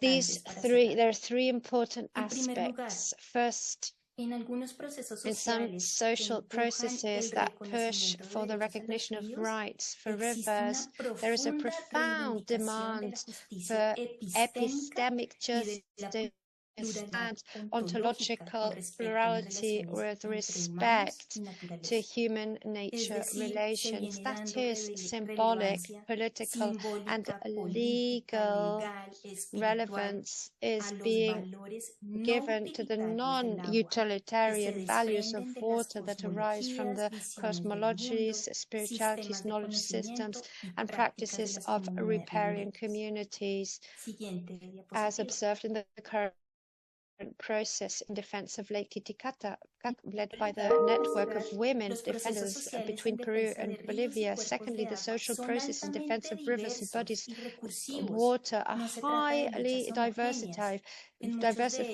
and recursive. These are not homogeneous struggles. In many of them, the use of law and legal strategies to demand changes in state policies are just one of the mechanisms employed. Great importance has been given to the educational, artistic coordination and awareness arising processes, as well as the international and collective experience in defense of Lake Atitlan in Guatemala, led by the Tzutuy and Cachiquel Mayan peoples. As environmental activist Tom Hawkins said, the best way to heal a system is to connect it more closely to itself. Thirdly, the defense of rivers speaks to us of processes that connect, communicate, inspire, and strengthen each other, ceasing to be isolated, local struggles notable exclusively in their geographies. From their authors such as Sousa maintain that rivers are also movements in constant articulation. Defense of rivers and bodies of water has then become a fundamental reference that has the potential to give value to that which was previously silenced or left in marginality. For example, the knowledge of riverine women or the resistance strategies of human and non-human species to survive toxicity. We need to also save the rivers and the nature. Thank you very much for your attention. Maria Jimena, it's a real privilege to have you here. Thank you so much. Perfect, sorry. It's a huge privilege, and it is very clear how much passion and how much work you have put into this. Again, has to be summarized in such a short presentation, but we are very, very grateful that you are here. And we would like to now ask you some questions to you and Stephanie. I have one question prepared, and at the same time, we invite the audience to post their questions into the chat. We will extend the Q&A session a little bit because we have such interesting speakers here. We had planned a break in 5 minutes, but we will extend it a little bit, and people who need a longer break, feel free to just take a break if you need it. So my question to both of you would be, you both challenge Western ways of knowing and governing nature. What would a decolonial peace-building approach look like? One that truly respects the cosmologies and perspectives of indigenous and other underrepresented communities. Thank you.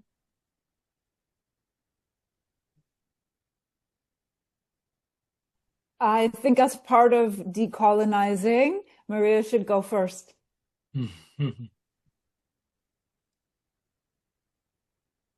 Ok,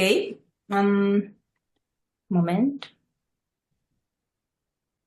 Lo siento, Nora, lo voy a hacer en español. Mi corazón está en español ahora. Decolonizar. Descolonizar es transformar. ¿Eso qué implica? Por mucho tiempo, pueblos indígenas, afrodescendientes fueron vistos también como objetos, fueron explotados, fueron vistos como recursos, sus territorios fueron despojados. Descolonizar implica entonces reconocer la agencia política, legal, histórica y el legado de estas poblaciones en la humanidad, de sus sistemas de conocimiento. Descolonizar también implica dejar de ver la naturaleza como inerte. La naturaleza es parte de la comunidad de seres que integran el planeta, no es solamente una relación entre humanos. En ese sentido, descolonizar pasa por darle agencia también a esos otros seres a los que hemos silenciado históricamente, creyendo un relato de cierta manera colonial, patriarcal, en donde se nos ha querido imponer esa visión. Descolonizar también implica una práctica interna, diaria, personal. Es algo que pasa por lo interno, por lo comunitario, por lo familiar, por lo profesional. Es algo integral, es una apuesta de vida. Entonces, eso. Stephanie, ¿tú qué piensas? Estoy de acuerdo. I don't want to mess up the translator by switching into Spanish, so I'll stick to my English. But I'm totally in agreement with Maria. And as a descendant of colonizers in Canada, I must say I've been thinking about this question ever since my teenagehood.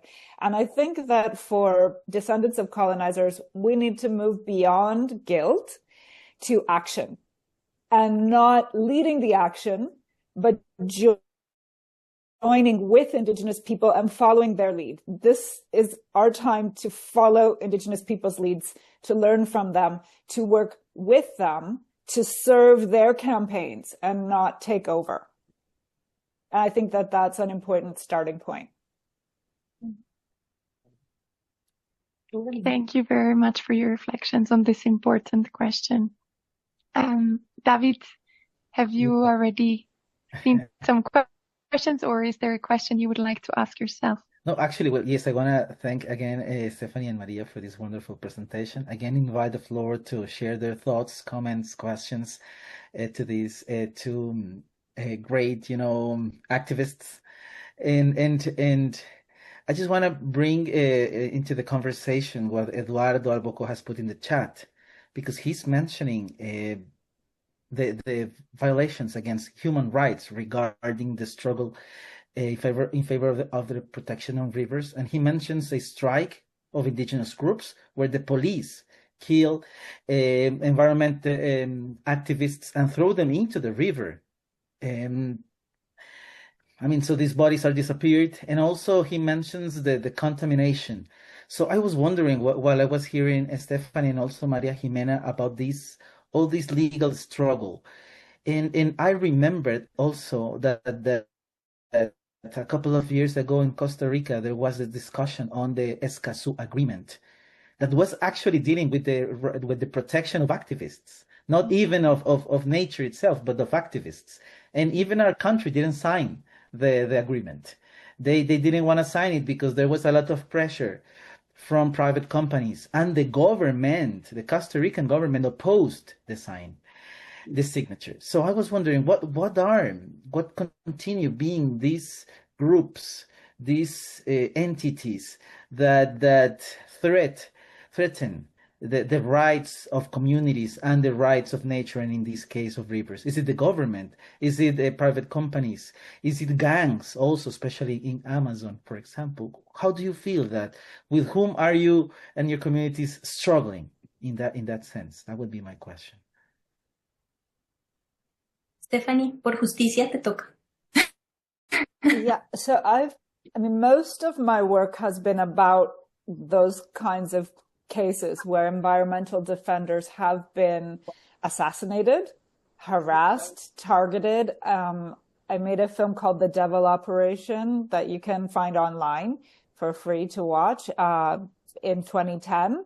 Back in 2010, about Indigenous activists and farming activists in the northern mountains of Peru and Cajamarca who were being spied on by a private law firm that was linked to the Yanacocha gold mine, which is one of the largest gold mines in South America, and it's owned by a U.S. and Peruvian union alliance, and there are links to the Peruvian government there. So in terms of David's question, I would say you need to follow the money and find out, who is funding these organizations.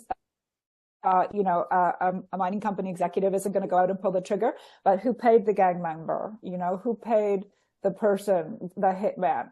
And that's the kind of investigative work that a lot of investigative journalists are doing in Peru. If you check out Ojo Público, Public Eye webpage, there are a lot of articles going on about that. IDL, the Institute of Legal Defense reporters. There's also a lot of articles about that. So there is a lot of alternative journalism going on in Peru that is following this. They are also targets. The Peruvian government has just implemented an anti-NGO law and an anti-film law. Both of those laws say that filmmakers and nonprofits can no longer receive funding from abroad or from Peruvian government funds to do any work that's deemed against government interests. And the extractive industries, of course, are government interest. Peru is called Peru mining country. So you have a real Cold War going on in Peru between environmental activists, including journalists and human rights activists and journalists, and the government forces and the companies that are, making a lot of money. Back in North America, Europe, I can say, look at where look at where your money is invested, and check that out to make sure you're not investing in these companies. Bueno, yo diría que no podemos desconectar el reconocimiento de derechos a los ríos y este nuevo estatus legal que viene ganando la naturaleza de los procesos de extractivismo, saqueo, explotación que vienen enfrentando los territorios. Justamente estas decisiones legales han sido en respuesta a largas luchas que han dado los pueblos ante el envenenamiento, la extracción masiva de sus recursos y la afectación a sus territorios. En ese sentido, no podemos simplemente romantizar una nueva o incluso reconocer las diferentes visiones que se tienen sobre la naturaleza desde las visiones indígenas si no abordamos los problemas reales y concretos que hay en los territorios, que implica, por supuesto, las amenazas que reciben los defensores, que implica, por supuesto, tener una visión siempre alineada también con los derechos humanos. No es solamente un tema de proteger el río y la naturaleza, no, esto es una conversación totalmente ligada y conectada. No podemos separar lo uno de lo otro. Y yo creería que este ejercicio de los derechos de los ríos es una prueba más de ver hasta qué punto empleamos nuevos mecanismos que puedan poner límites a el poder corporativo, a las políticas de extracción que vienen dañando acelerada y masivamente territorios en todo el mundo. Entonces, este es un nuevo experimento legal para ver hasta qué punto es posible poner un contrapeso a estas políticas tan agresivas y en donde llevamos cuánto tiempo intentando luchar por detener y no fue posible.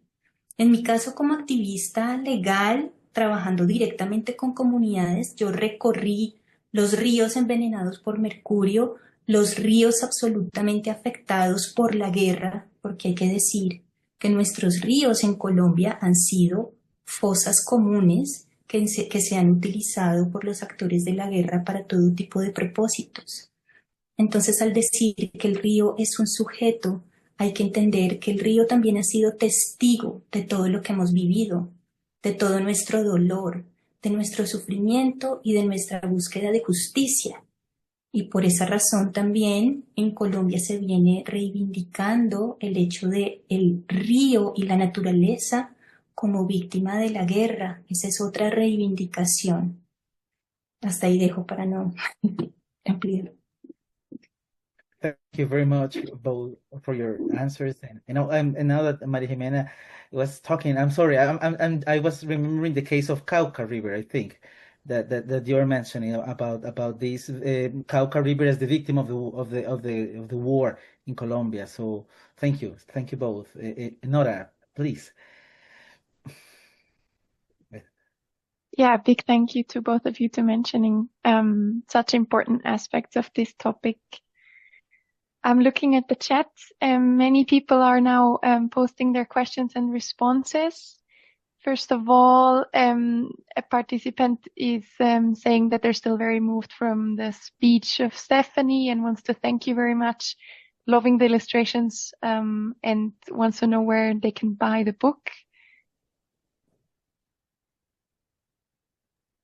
We actually have the book up online, so if you email me, I put my email there in the chat. I can send you the link so that you can download it in PDF. It's quite heavy. It weighs 0.5 kilo.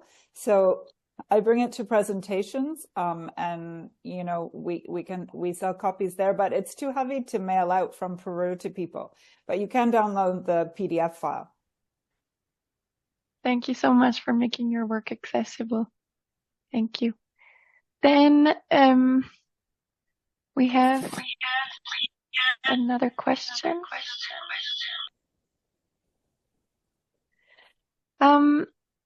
Another question to you, Stephanie. I find it fascinating that some proposals suggest recognizing natural elements as persons under the law, granting them rights similar to humans. My question is, do you think it's possible to protect their rights while still honoring their identity as natural elements? I think both of you could also answer or give us an insight. I think Maria put it best when she said this is a legal experiment, and I think we're in a process, and that's the goal. The goal is, how do you protect the river's legal rights while still honoring it from a spiritual perspective? And I think in that way, communicators and educators have to work with lawyers, and that's something that we did very much on our team. I know the Atrato people have done that as well. So you need to have collectives where you have people who can take these legal concepts and can translate them and keep them, humanize them, and keep the spiritual element in there. So working with artists, working with indigenous communities, you know, doing education abroad as well, internationally and nationally and locally. And we're still working to figure out how to do that. But that's, I mean, we have to try, right? What else do we have? Sí, yo diría que la defensa de ríos se convierte en una oportunidad de crear comunidades de aprendizaje mutuo, que no solamente se integran por los pueblos ribereños que habitan allí, sino que es posible conectar profesionales, conectar memorias, conectar diferentes tipos de saberes en este tipo de procesos.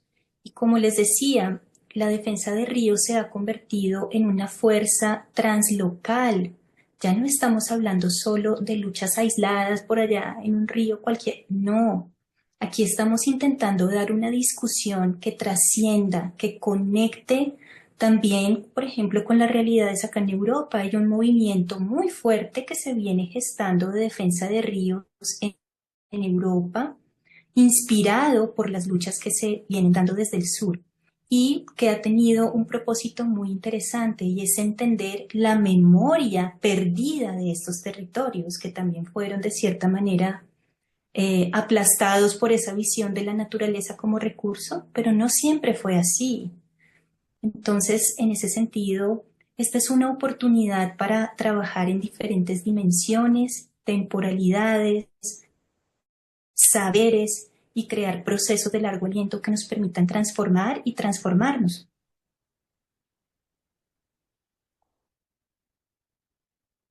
A heartfelt thank you to both of you. It's really hard, but I think we will have to stop here. I think we have so many more questions.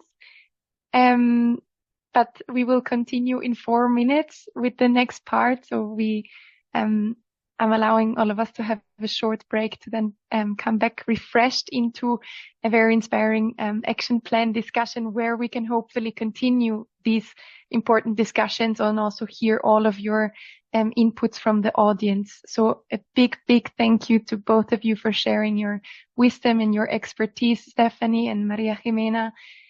A big hug. And a big thank you to David. Thank you for your big efforts. To my wonderful team at Mission 21, to the interpreters and everyone who's been helping in the background, and a big thank you to the audience for insightful and important questions. On the screen, you can see all the different locations we are at.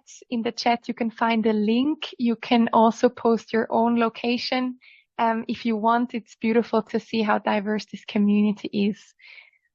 Now I leave you all for 3 minutes to have a break. Thank you all so much and see you back soon. We welcome you cordially back to our last forum segment.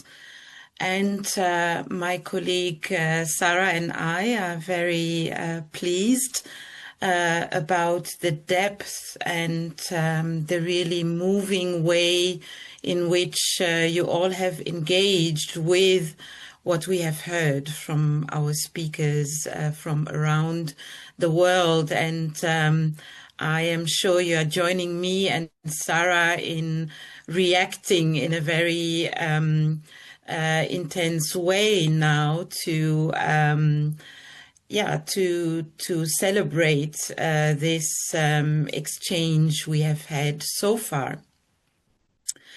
I would like to invite you together with Sarah now to continue our thinking and our reflection on how we can become active peace builders.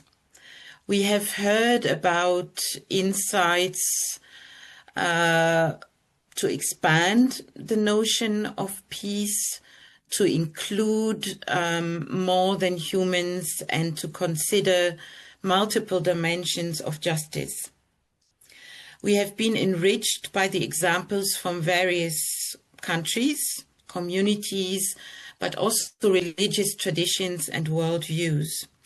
Particularly the wisdoms of indigenous communities have inspired us.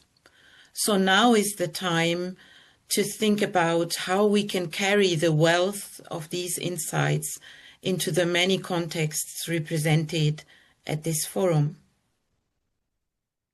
To do so, we would like to hand the floor over to you and ask you to please prepare your responses for our waterfall question, which is, what do you consider to be the most impactful action for peace with the earth in your context?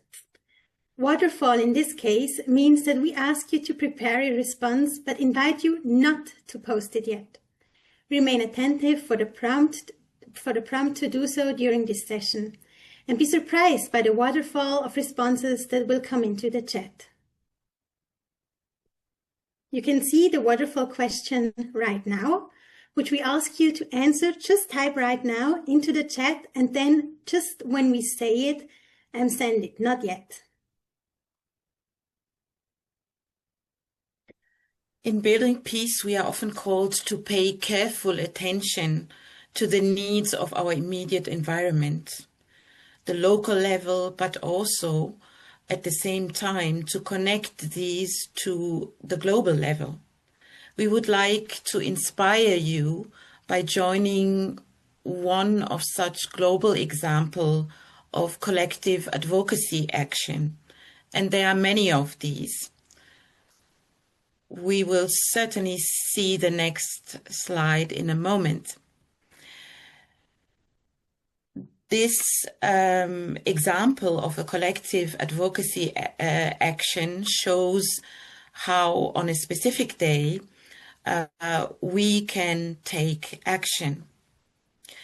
This example, the Global Earth Day, which will be celebrated next year on 22nd of April, offers the possibility of participating, for example, in showing how educational institutions, for example, can take action. You can submit your actions that you are carrying out in your various regions and countries and through your institutions, and help to constitute a database and a mapping of all those actions. The Global Earth Day organization provides thus such an opportunity of a participatory action, and maybe you yourself, you know about other such initiatives in your region. We would like to know more about these And maybe you can write to us and submit those initiatives so that we can also share them. And in this way, we can illustrate how people take action in various places and through various actions. There is not only one possibility. And I think we have just heard how there can be activities that are more oriented towards advocacy. Others use the language of creative activity, of arts, and others again emphasize education and learning. What counts for us and in the world is your voice and action. And this is also one of the learnings of our forum, I believe.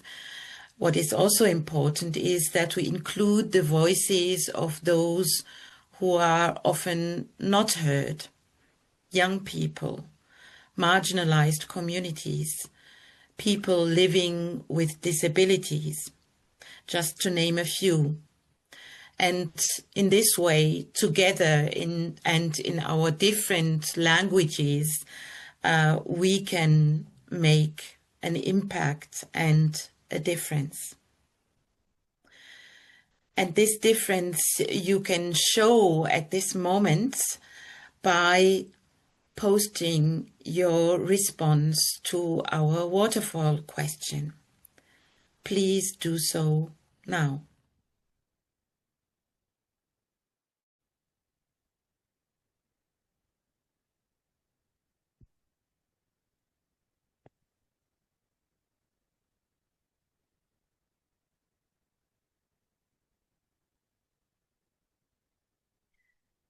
We will see how the waterfall is created by all of you and your responses, and we are most excited to see how they are all trickling down in our chat.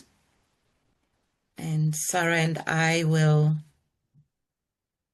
lift up a few of them, read, or invite a couple of you to take the floor.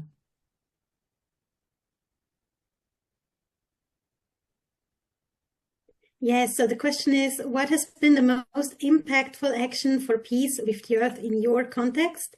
And now is the moment that you can hit send on your contributions into the chat so we can all read them and be inspired by the various actions that are being taken all over the world. You can read the question here. My colleague has just posted it once more, so you are invited to participate. We are still following our waterfall of responses.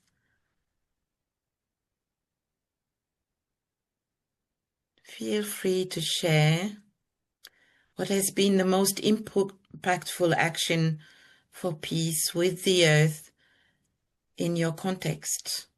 You may also write about what kind of action you are dreaming about.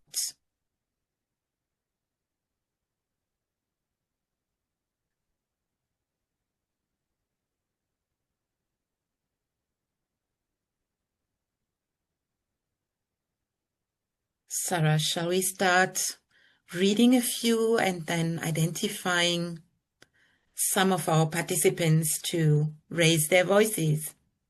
I'd say so. Let's have a few examples. We had Marx Stampfli, who is cutting grass with scythes instead of engine mower with young people. So he's combining an environmental project with working with young people.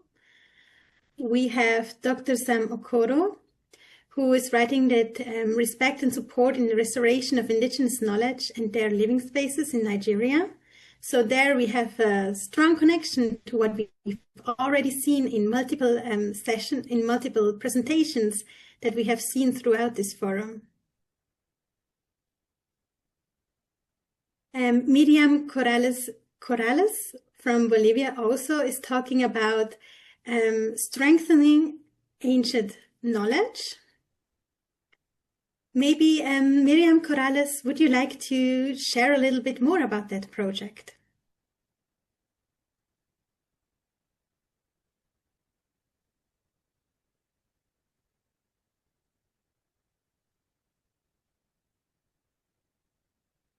Hola, buen día. Hello. Buen día. Hello, everybody.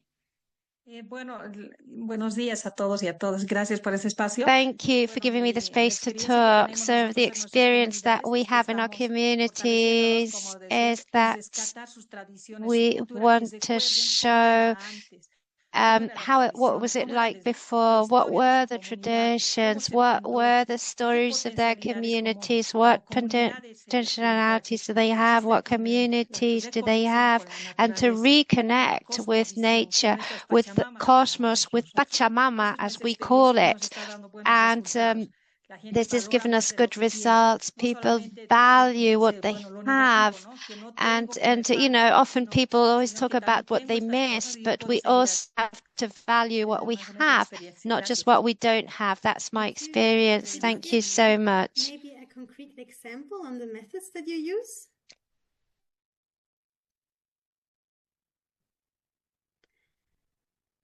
Okay.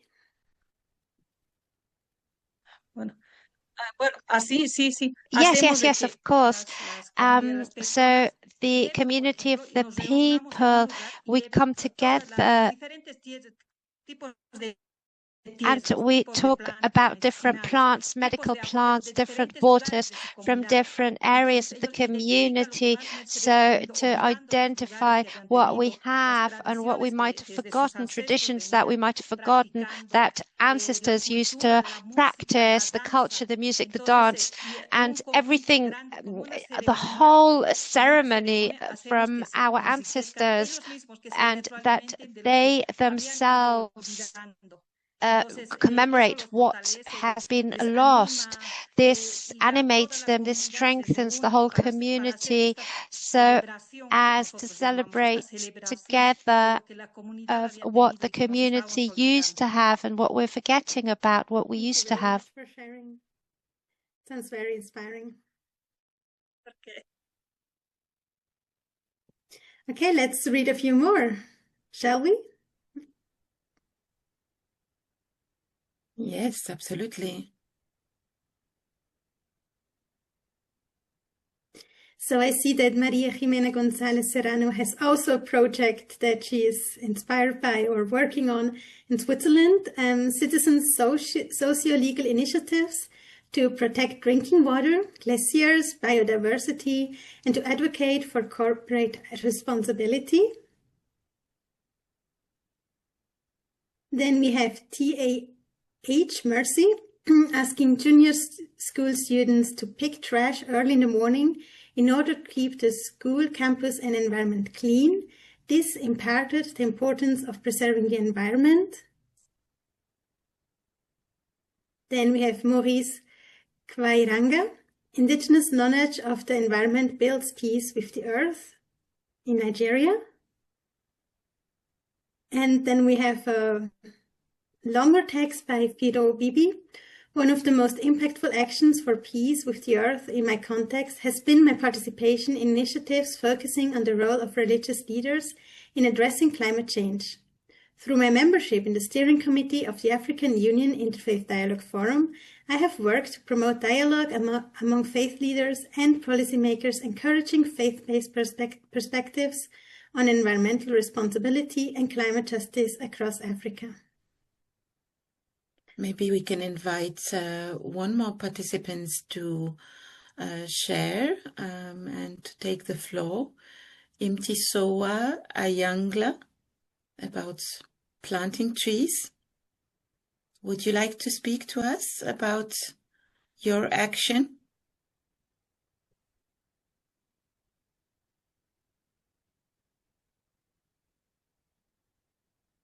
Are you with us?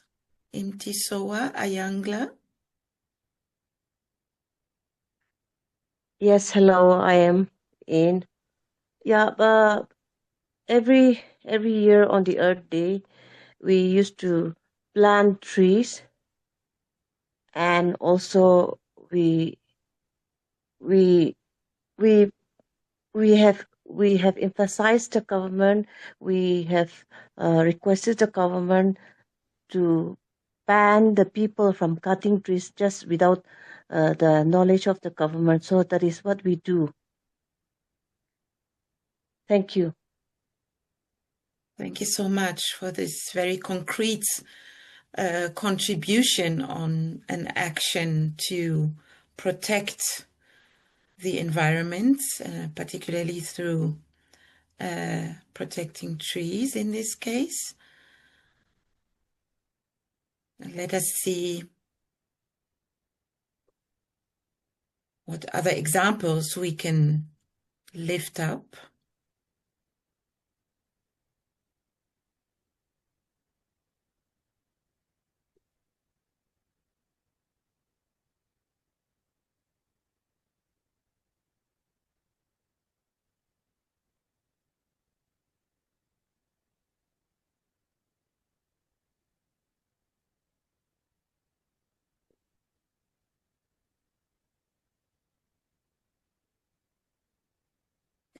We have a few more contributions from Latin America, from Ecuador and Bolivia, I see. Do we have Sarah with us?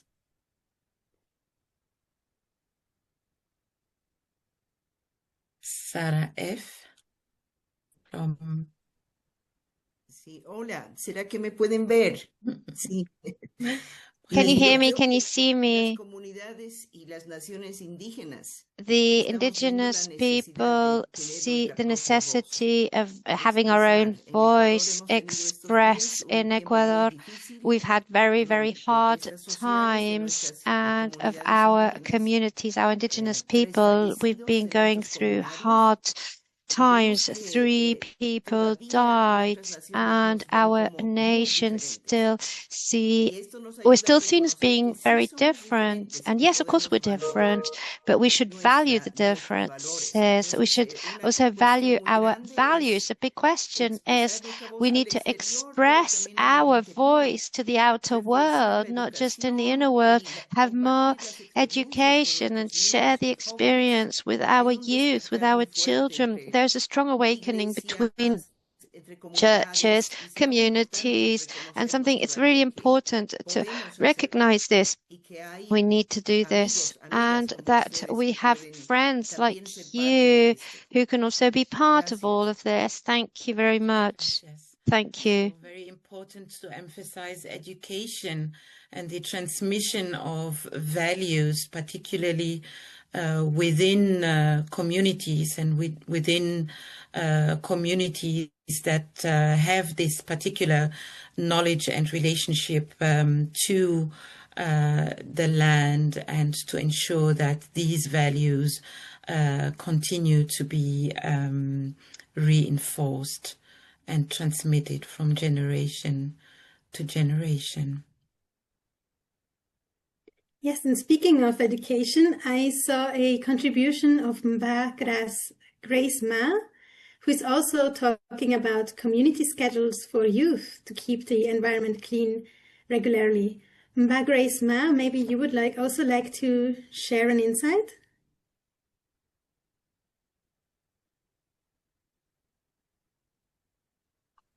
That video. It's okay. Yeah, in my environment, in my community, in order to preserve the environment clean, it's usually during the 3rd terms, when on long vacations, when the children are on holidays, they show the participatory spirit by keeping the communities clean. It can be 3 days, can be 4 days, can be 1 week. Every day they go out, they do the cleaning, they go with machetes, they go with hose, they clean the gutters, those that have been blocked, they clean them. Those that where plastic bottles have been thrown in some of the pathways where water cannot flow well, they remove them. Also, where grass has overgrown, they also cut the grass down. And finally, they sweep where sometimes they sweep along the roads, or they go to some big community houses where people gather to have ceremonies. They go and clean, or they go and clean the palaces, they clean the churches. And so those are some of the activities that the youths carry out. Thank you so much for sharing. This is very important to hear and contributes to our mapping of the different examples that there are to become active in being engaged for the protection of the earth. I see another contribution from Indonesia.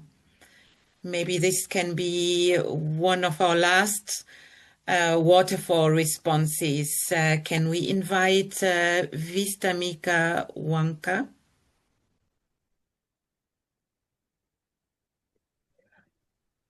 Oh yeah, thank you. Yeah, actually, apparently I together with team, I'm part of assessment in some villages in Indonesia, in NTT province. It is in East Indonesia, regarding women's rights, because many of the women don't have right to possess land, and how they. It's interesting because in our data collection, when we collect the stories, the women share their experience, how they preserve a local wisdom to create peace with the earth by they have some wisdoms, like for example not to take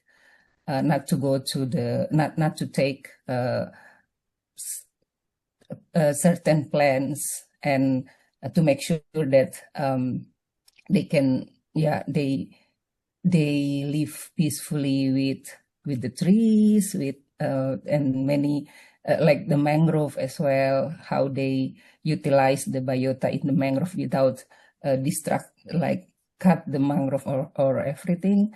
And but they also struggle to make sure that they have their right to possess a land in their community, especially it's regarding the traditional rules that allow only men to possess to have land in their villages. So we will use the stories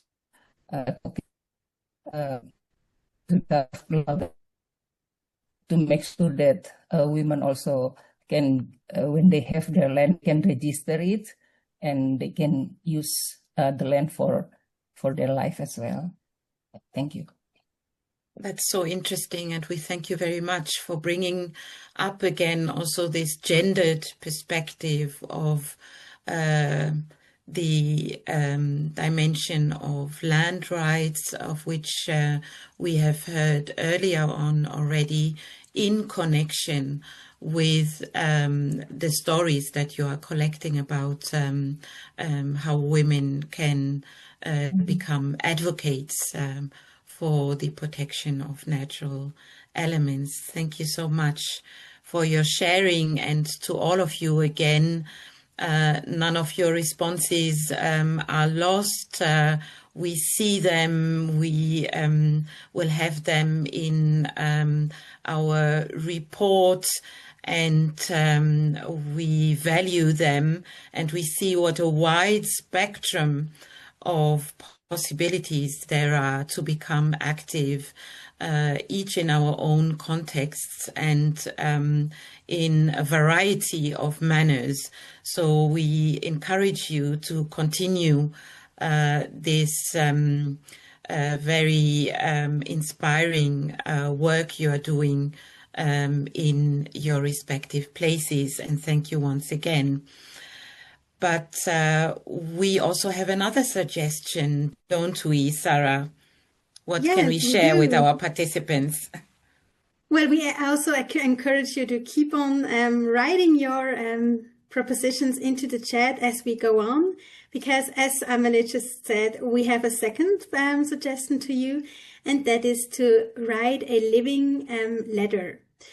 Unfortunately, the time yesterday and today was too short to talk in depth about all our ideas and how to be and become active. This is why we kindly invite you to keep the motivation up even after this forum. And please write us about your action for peace with the earth in your place through a living letter. It may be a blog, a poem, an action report, an interview, and so on, or it may also be something more creative, a compelling photo, a short video clip, an illustration. Let your creativity flow and share your living letters with us. In this manner, the forum continues after the forum, and it's a way to give life to our vision that our deliberations will inspire many different actions and forms of engagement for peace building across cultures and religious traditions all over the world. You can share your living letter with us by sending them to our generic email address, bildung@mission21.org, or through our social media channels. And you can find them on this slide exactly. There are QR codes to our social media channels. You can tag us, you can send it there to us through private message, and also send it to us via our generic email address, bildung@mission21.org. That would be highly much appreciated. Also, please don't forget to sign up to our newsletter so you can always stay up to date with our latest events and other developments.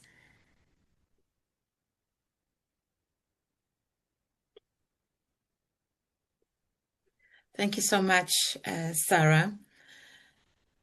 We have been enriched in many ways in thinking about the connection between peace on earth and peace with the earth. Now, it's about time to wrap up, to have a kind of summary, even though it is at this point certainly difficult. It's a process, isn't it? We have to think through things. We have to carry it with us a little bit and to keep it in our minds, in our hearts, and to translate it, as we said, into concrete actions. But maybe I'll try in a certainly non-comprehensive manner to underline a few points that we have learned for this moment. As mentioned, this is not comprehensive by any means. It's maybe just a basis from where we can continue our exchange from this forum onwards. 4 clusters have emerged for us. If we see them clockwise and start on the top, we heard about the question how we are invited to address the moral questions. The question of what does it mean to be human, but also what it means when we speak about life.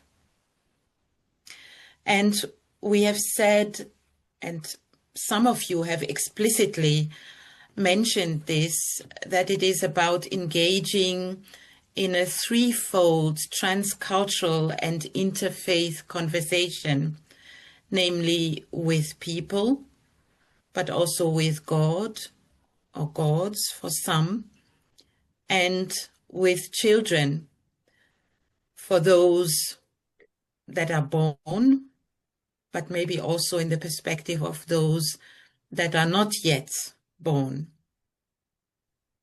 And if we move on to the second cluster, we can see that we have heard a lot about a revisited understanding of peace, namely in a holistic sense. It's about developing a relational ethics of care, we heard. An ethics of care for one another and for the environment.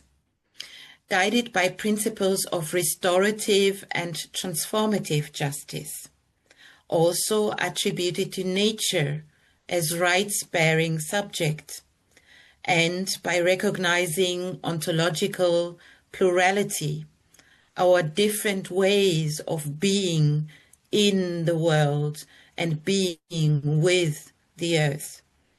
And it's about epistemic justice, doing justice to the ways and manners in which we think and create and share knowledge. Fundamentally, this happens, at least in this forum, it has come very clearly to the fore that we have to recognize the wisdoms from various traditions. In particular, we have heard about the wisdoms from indigenous traditions. Furthermore, it's about spirituality across various diverse religious traditions. This spirituality provides attitudes and values to embrace so that we can be kind of part of this interrelatedness of all life, and that we are encouraged to shift more and more from an anthropocentric view to an ecocentric view, and that we can foster thereby transcultural and interfaith relations from generation to generation. And last not least, we are gathered because we want to do something. We want to become active change makers and peace builders. It's a particular action we have understood, an action that becomes spiritual, and at the same time, spirituality that we so often evoked sponsors participatory action through reimagining rituals, for example, symbols, but also through engaging in intersubjective relationships. Sharing means life was one such strong quote we certainly all retain. And these intersubjective relationships reach also beyond humans. And we can see how these relationships are fostered by using passion, empathy, emotion, and creative means to learn from one another and for a new, non-invasive relationship, I would call it, with the earth and among people. That is the decolonial posture many of our speakers have mentioned. And so this is only a very provisional tapestry that we have collected from what we have heard, from what we have learned so far. And I'm curious to know, Sarah, how all of us will continue to remain in touch, to share about our learnings on peace on earth and peace with the earth.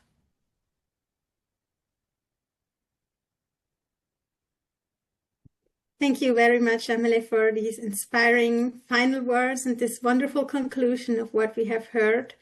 We would also be very interested in learning more about your impressions of today's and yesterday's forum, of this year's International Forum. And so we would kindly ask you to also share some of your thoughts about the forum. You can write some comments into the chat, or maybe also raise your virtual hand so we can ask 2 or 3 people to share a little bit about their thoughts.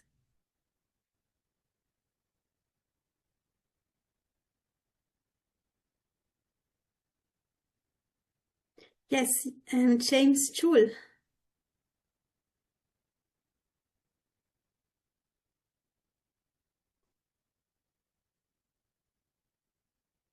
You need to unmute yourself. About the earth. Indeed, in Christianity, Moses was told by God that tell the Israelites to maintain my regulations so that they don't mismanage the earth. If they mismanage the earth will vomit them out from the earth. So it is very important to be aware of the consequences of mismanagement of the mother earth. In our tradition, we call the earth as the mother, and the firmament in the universe is called the father. So I realize today that all human beings are sharing the same understanding of the earth. Thank you very much. Thank you very much for sharing this insight. Yes, feel free to post your thoughts on the forum in the chat, or as said earlier, raise your virtual hand. I think we have the time to hear one more voice out loud.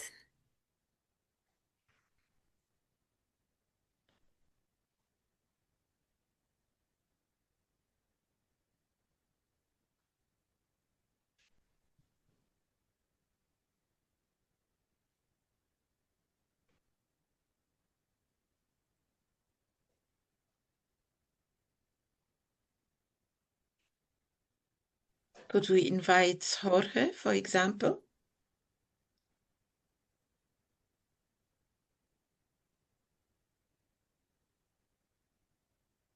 Jorge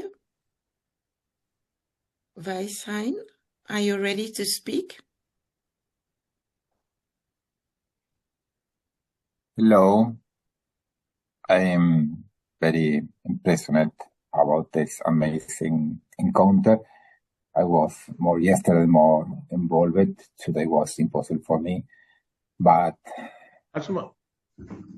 I see that this is a great opportunity to find us and to share our faith and our engagement in the different contexts that we are working as Christians, and where we let for this world another image possible, another hopes that realities are dangerous all the time, and we need to help to dream another world. In so spaces help us to continue to dreaming with another people.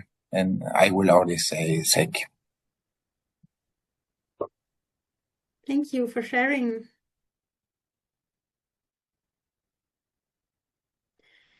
All right, our colleague will send you also an evaluation link, which we would very much appreciate if you could fill it out and tell us a little bit more about your thoughts about the forum. This will also help us, the feedback will also help us to improve for future years of the forum.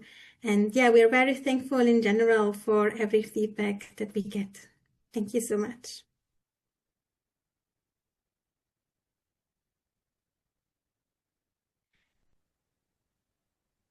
And now it's time for us to thank everyone, you, our participants around the world, who stimulated the debate with your questions, comments, your participation in our World Map Padlet and our Metimeter activities.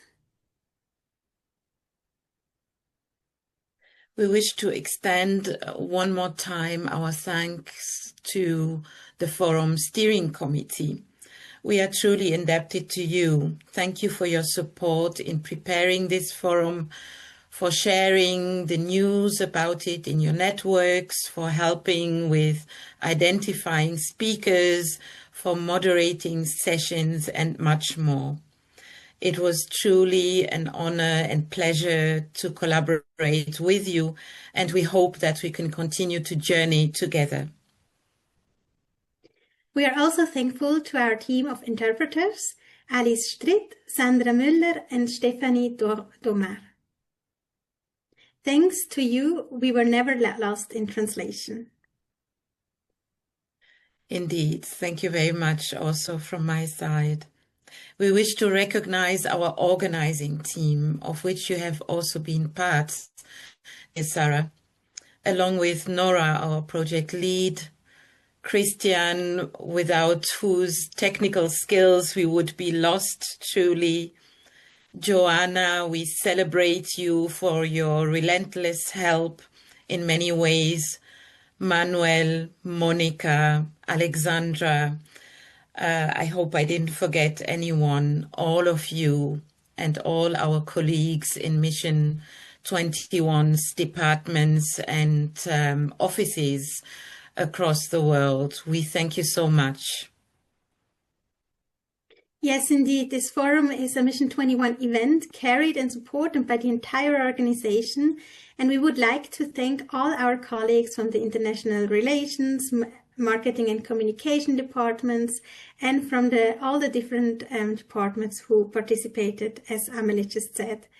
And of course, also the management for their relentless support. It is not the least our pleasure and honor to thank our wonderful speakers and panelists who shared their knowledge, wisdom, and experience. Through their contributions, this forum has come to life, and I think we have all been witnesses of what they did to stimulate us in so many ways. We thank you all very much. Thank you to all of you, and please do stay connected. We would be pleased if you have a look at our website in the upcoming days to study material that we will post there. There will be a forum dossier on our website, as well as some video clips that will be published shortly. And we would also like to inform you on some other events that are upcoming and that might find your interest. One of these is a seminar that will be held next month in November. On 12th of November, we have a webinar that is taking place in collaboration with two speakers, of which you have already met one, namely Dr. Zagun Zayed from Ghana, and Professor Septemi Lakawa from Indonesia. The topic is to enter into conversation between Bible and Quran on the climate crisis, and we would love to see you at this event as well. But there is also another exciting event happening at the beginning of next year. Sarah, could you share us a little bit more? Of course I can. We talked a lot during the past 2 days also about youth engagement, and we're happy to share that also the Youth Summit next year will focus on an environmental topic, more particularly on the conservation of biodiversity and youth action for biodiversity conservation. So we invite all young adults between 18 and 35 years old to participate in this 2-day event, which takes place on the 27th and 28th of March, also on Zoom, because it's also an international event. And we hope to have a lot of young voices heard, because the idea is also to have young speakers who talk about their engagement and their passion, and when it comes to protecting biodiversity. Thank you so much, Sarah. And maybe our participants can share this information and invitation with their respective networks. And we'll love to see many young people participating in this event. But Sarah, it's quite sad that this is almost the end of our international forum. This is kind of bittersweet, isn't it, to part ways after such an intensive exchange and engagement. It is, but as we just saw, it's not the end of everything. Our engagement will continue, our motivation will stay up.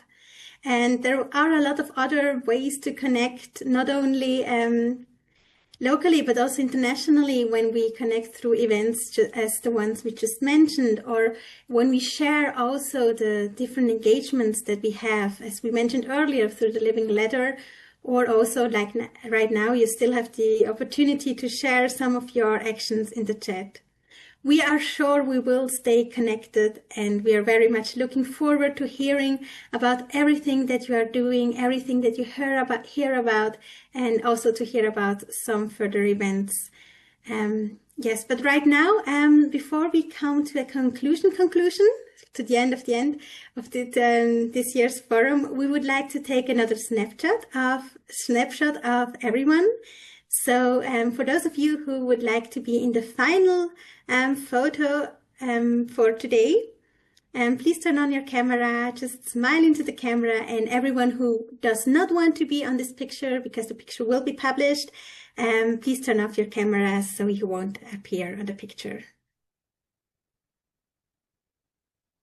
And then I would like to ask Christian to take the picture, given that he's so great with technology. This is wonderful. And I take 1, 2, 3. Thank you very much.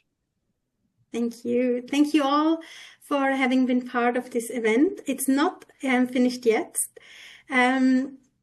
We would like to show you a short video clip to finish up the session and the forum overall.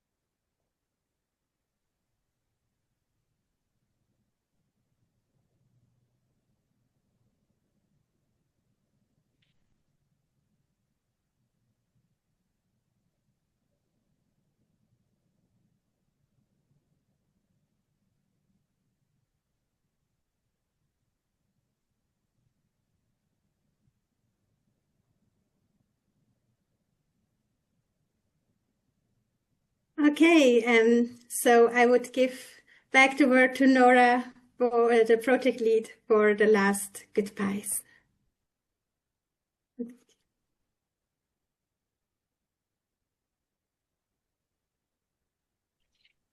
I'm just incredibly grateful at this point. I feel like I cannot really express it with words. I'm very, very happy, very grateful to all of you, to the wonderful, fascinating, and inspiring speakers. Thank you all very much. And we hope to continue this conversation and to build this community in the international learning community. Thank you all so much.